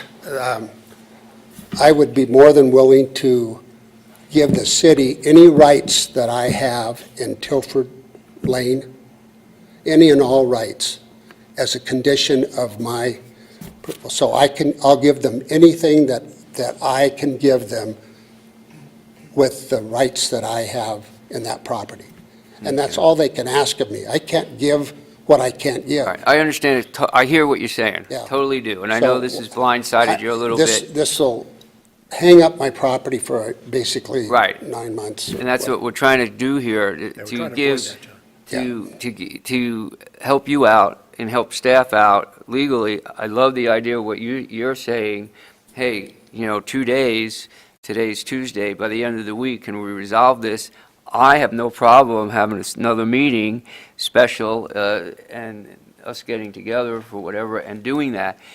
Not saying your idea did a good one also, but again, putting a condition on something, we'd be voting on it at this particular time. And that would be a vote, and then we'd have to do this whole process over again. Hold on, John.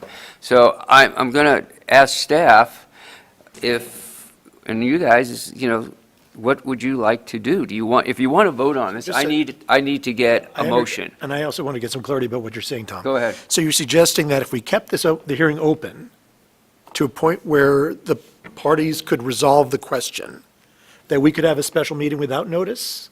Or do we have to have notice? You have to notice. So that's why I was suggesting if we just did a date certain to the next Okay. public hearing, or the public meeting that's already scheduled, or we could try and find a date in between now and then. But the problem is now figuring out at this time of night, is this room available, and are all commissioners available, and everyone in 2 weeks or something? Okay. And then if we went with what John said, Ms. Ingles here said, some sort of tweaking of that condition, leaving it kind of up to staff to say, yay or nay, we would have a decision made at this point in time, and it goes that Again, way, and then staff would have to address it with the applicant. But Willing to give them any rights that I have on that road. I understand that, John, but I can't make anything else happen. I understand that, I believe we Well, understand it, but what do we they can't. expect to gain from stopping my PUD Right, if I can't satisfy what they want? right. I totally hear what you're saying. And we've got to remember, it's similar to the other hearing we had. What we're in charge of is what's in front of us. I understand your situation, I understand staff's situation. There's a cloud out there that we just don't have some information, and we have to make a decision based on what we have in front of us today. So we're exploring some options here, and I'm going to have to give it up to the commissioners here to either make a motion, and whatever that motion might be, have a discussion and go forward. Hillary, you want to add something to it? Yes, Mr. Chairman. So, and Randy he may want to speak to the legality of how we tweak the condition, and especially if staff's making decisions subsequent to a decision. Staff's going to be gone for a few days for a planning conference, so Tammy and I won't be able to address this, and Randy is heading to his own professional development on Friday, so we are unfortunately not able to, Okay. even if that was a desire within the next few days or week, it's All going to right. be a challenge for legal and planning to work on this. All right.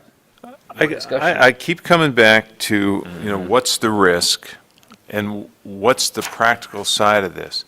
And I'm thinking that even though Mr. Stone doesn't have the rights to it, I understand that. But on the other hand, if we're talking about green lighting, a development that may not have, a legal pathway for the folks that are going to live there to get there, be it an easement or a public street or whatever it means, that's problematic. But I look to the west of this development, if you will, and there's a big building there. It used to be, didn't it used to be? Used to own that, was my house. And so there, I mean, there's a large commercial building there. And then there's this parking lot west of that. So again, if the practical issue is that we're wanting to make sure that, you know, the folks that live in this new development have forever a way to get to their house, which is a good thing, you know, is what's the risk in this? It certainly seems like I don't see a scenario where they're not going to get home. Well, I think my sense is the staff's greater concern is access to the park. But again, I agree with you, John. I can't imagine a scenario under which that isn't available in perpetuity. I mean, I just can't, as you point out, there's a commercial building as well as the public park. And now there's John's development, you know, and then there's the nursing home or whatever, I can't remember what that is.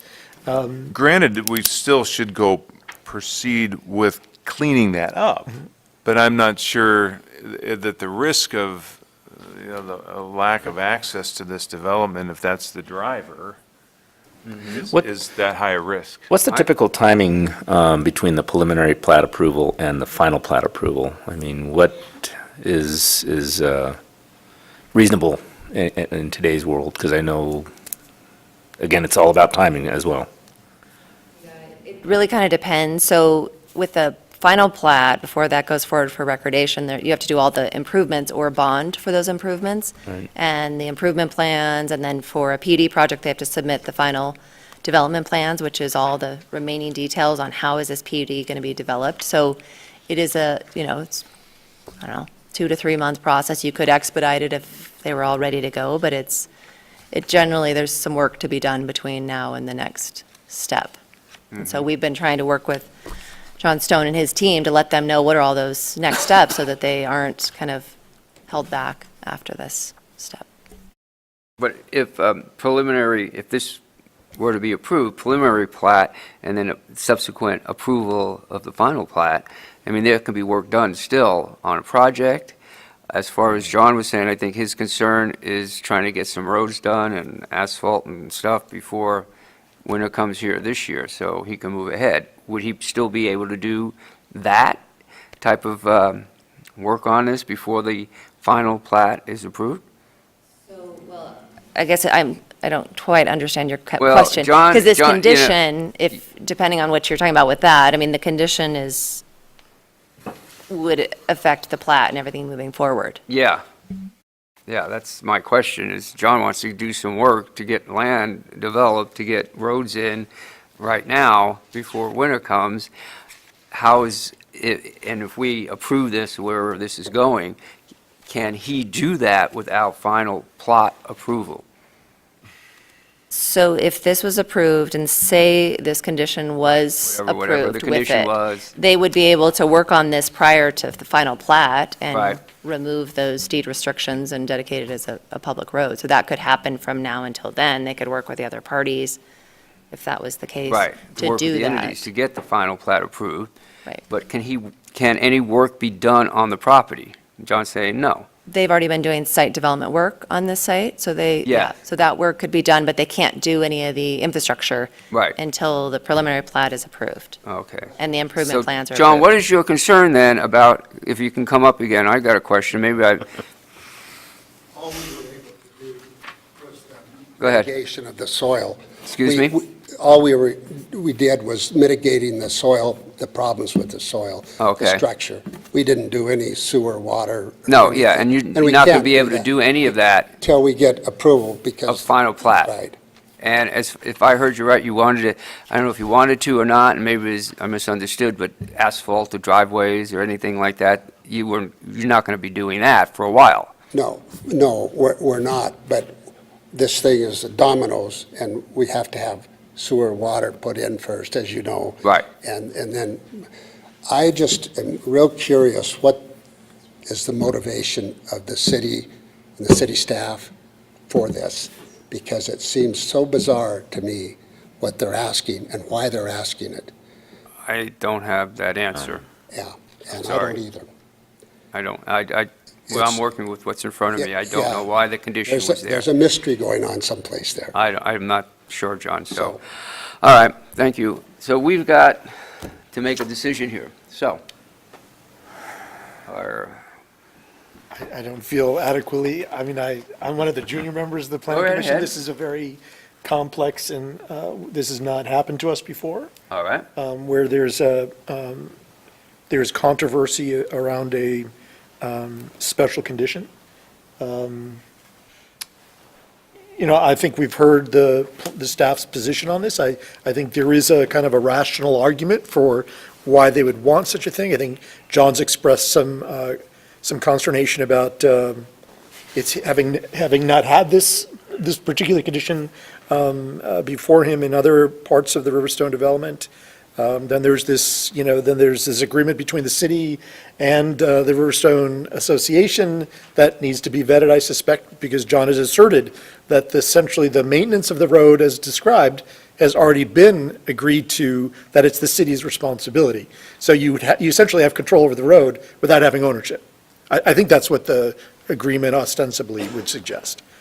But beyond that, I'm not sure what to do here. I think that, again, I think I've made my point that I think there's a general agreement that, sans this number 3 engineering issue, that this is something I would certainly approve. It is in keeping with the other PUDs we've approved in Riverstone.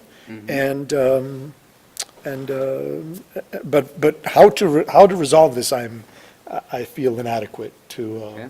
What's the feelings of the rest of the commissioners? I need some input here, please. On the most junior, but I feel the same, more about who bears the risk, and it seems like in a lot of ways the Tilford development. But my concern is that increasing the number of dwellings and residents increases the traffic in and out.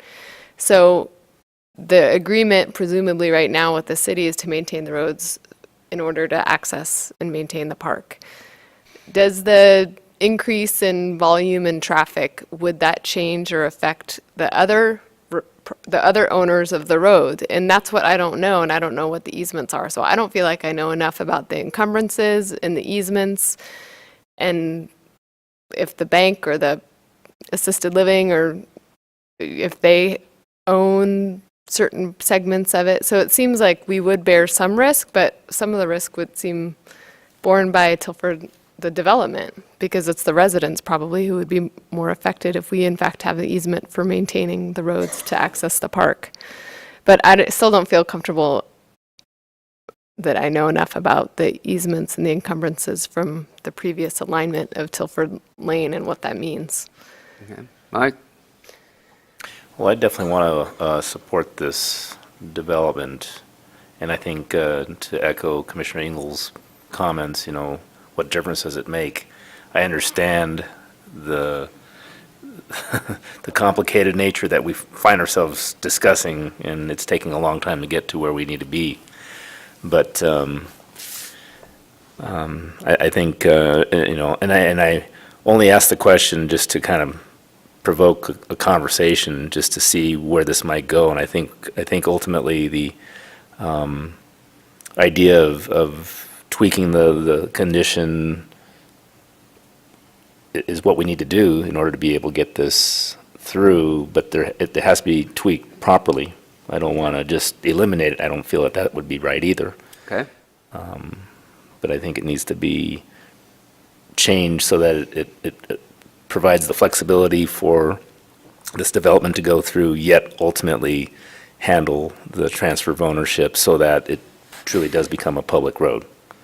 Okay. But I don't think that has to happen. The ownership change has to happen congruent with the start of the development, so. Okay. John? Well, I'm thinking out loud some more. So, yeah, like the others, I like the development, I'm great with it. Condition 3 is the hangup. My sense is, I think from a practical standpoint, I think people are going to get to their homes there. But on the other hand, the other argument is, I think, and we talked earlier in the earlier hearings, that private streets can become problematic. Here's an example, private streets becoming problematic down the road. And access to this property off of Tilford, I think is the applicant's burden to demonstrate clear and legal access to that property. And if there's no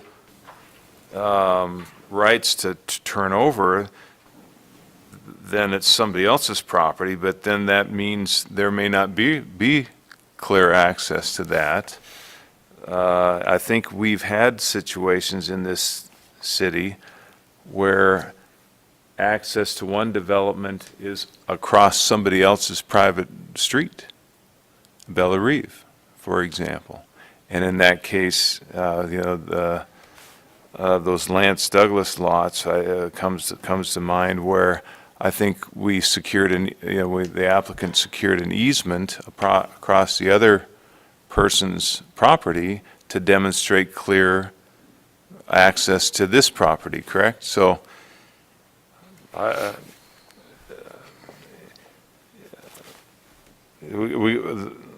practical standpoint, I'm going to be able to get home. But I understand, maintaining a legal precedent and understanding that we have a clear and legal access here, that's pretty darn important. Okay, well, again, I'm going to call for a motion. One Go ahead. tweak on the condition, if you wish to retain some form of the condition, you could time it in terms of the final plat. In other words, dedication of the road must be accomplished before final plat is approved, which would allow preliminary plat approval in the infrastructure installation. Right. And then the That's what I was applicant, thinking. the city, and the other owners of the property can work toward getting a dedication. That's just one suggestion. Right, that's what I was thinking, because I think that there needs to be a demonstrated solution of the transfer of ownership so that we can be satisfied as a city. But I think that we have time on our side, so to speak, till that final plat is in front of everyone for final approval. And that would be the only way the final plat could be approved. So I don't know if that would be how the condition should be read or rewritten. So that Exactly like Randy just said, the condition clarification of transfer of ownership to to the make it city a or public. whatever. Yeah, transfer the ownership. Must occur prior to on or before the Final plat is approved. is approved and recorded, or something along those lines. Or an acceptable easement secured? Well, I think the umbrella of a final clarification, whether that's an easement, not an easement, or whatever. Fair enough, yep. So based on that suggestion, I'm still looking for a motion.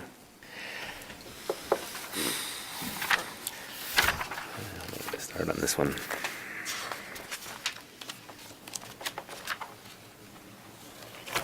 The only thing we'd have to adjust in the motion, if my feeling is right, that this might get approved, is the the verbiage of the number 3, Special use. based on what Randy just said. I think that would be the only change in the motion itself. Right. So it's a basic motion with the addition of getting the third, or the number 3 condition changed to a satisfaction of being clarified before final plat. I'd like to go ahead and try to make a motion. Go right I'm going to ahead. count Thank on everyone to correct my motion as we get through this. This matter having come before the Planning Commission on October 10, 2017, and there being present a person requesting approval of item S-4-17, a request for a 13-lot, 6-track preliminary plat named Tilford Place, the applicant Idaho Waterfront LLC, in the location a plus or minus 1.66 acres parcel located along West Tilford Lane in the Riverstone development.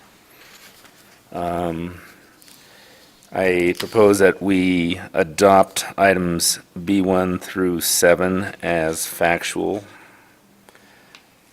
No, I take that back. B1 through B6, here we are again with is that correct? B1 through B6. Oh, wait, aren't we? So my You do proposal is first. to accept. Hold on. Excuse me. So the findings we need to do first are the PUD, which does have the B1 I'm through on the wrong one. B7. So we There's have two. the On two PUD 2, 1, findings. 7. Yep. Oh, Not your fault. It's Let me a back little up here. complicated this evening.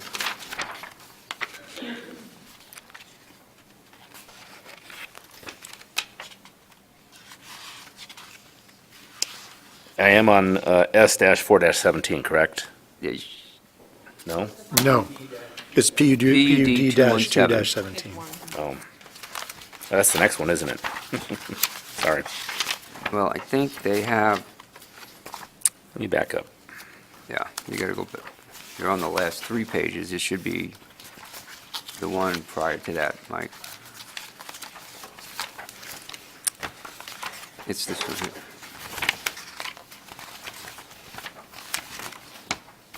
Here you go. There we go.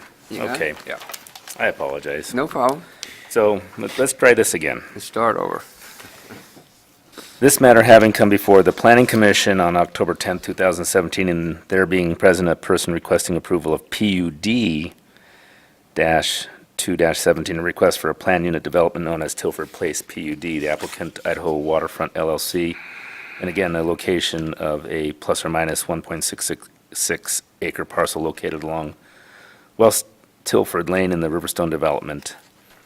I propose that we adopt items B1 through B7 as fact.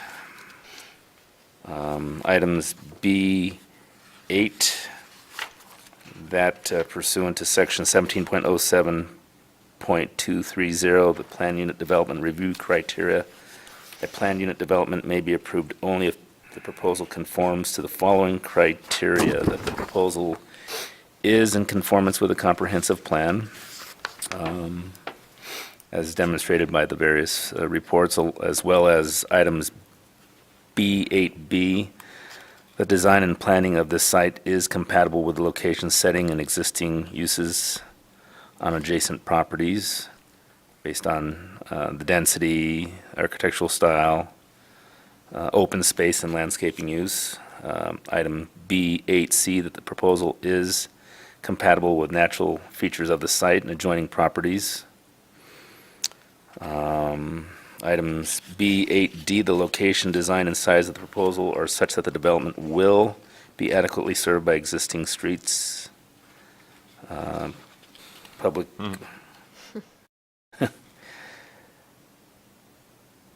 Don't stop. Public streets, or existing streets, public facilities, and services.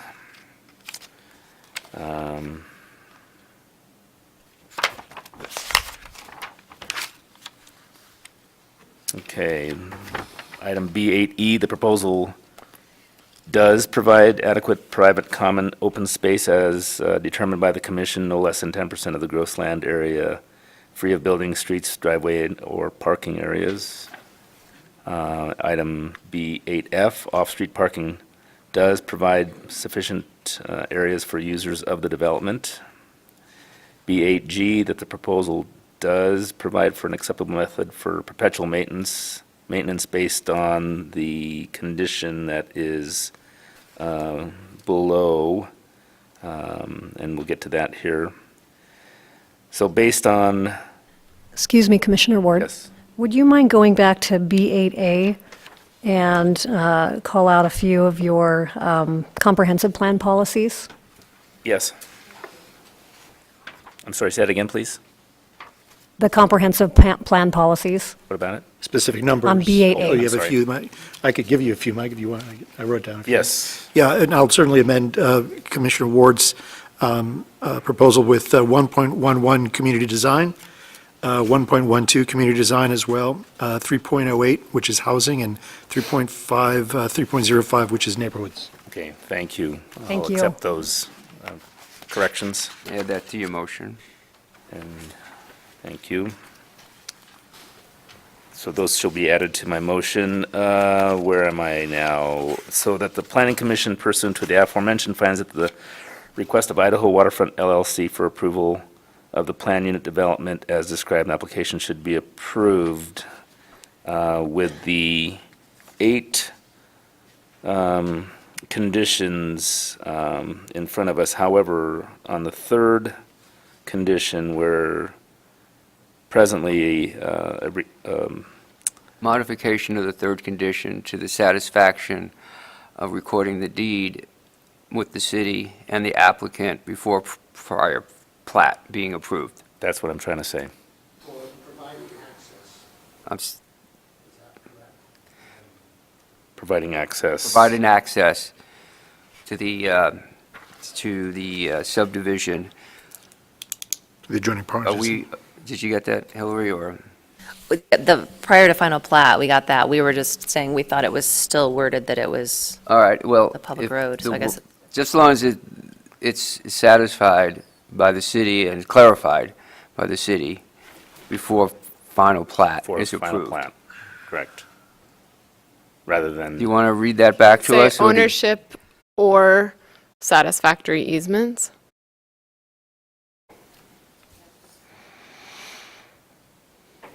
Public road or satisfactory easements, and then keep the last part of that condition about removing the encumbrances, which benefits the project here. Okay. Up to and/or prior to the final plat. Yeah, hold on for a second, Mike.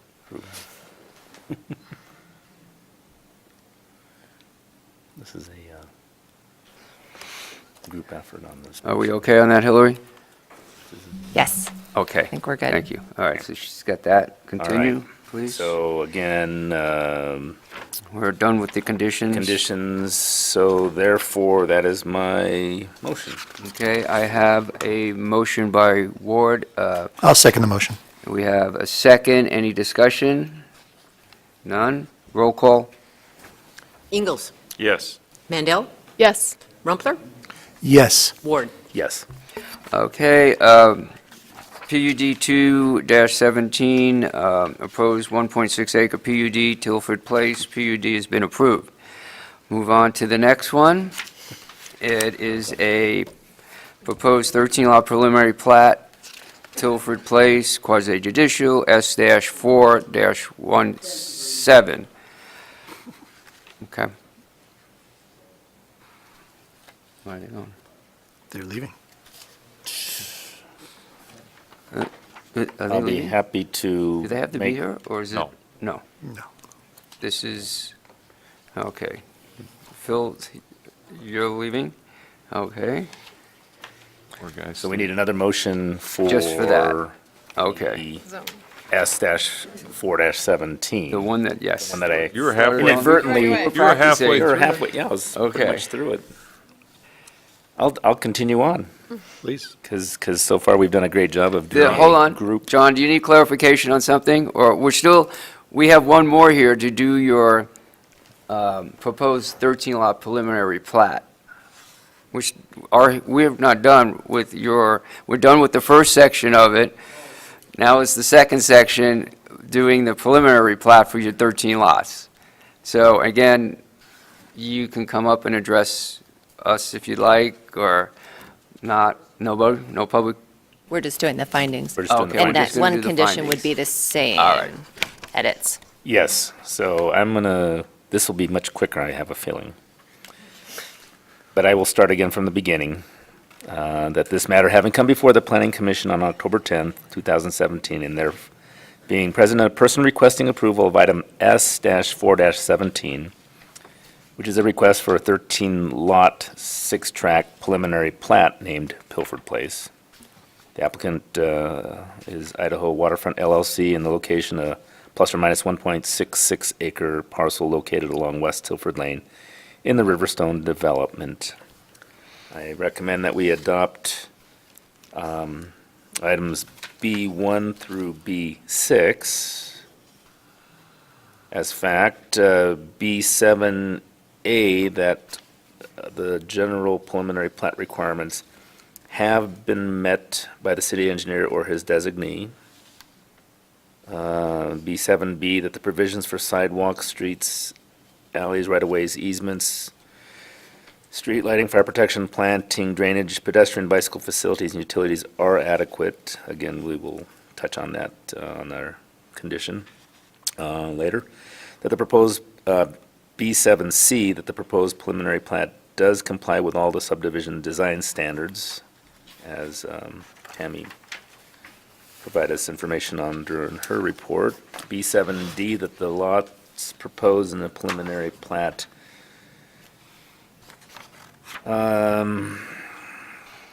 let's see, do meet the requirements of the applicable zoning district. I know that we're allowing for There's no, variance. It's in the PUD, so it's Yeah. applicable to the PUD, Right. so it does meet the requirements of the PUD. Therefore, I make a motion that we... the planning commission the pursuant to after the mention finds that The request of Idaho Waterfront LLC for preliminary plat of approval as described in the application should be approved.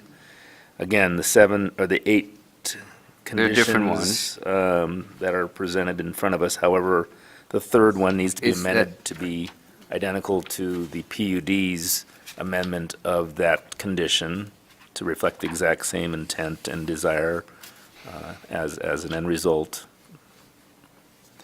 That's my motion. I have a motion. Any other discussion? Second? I'll second the motion.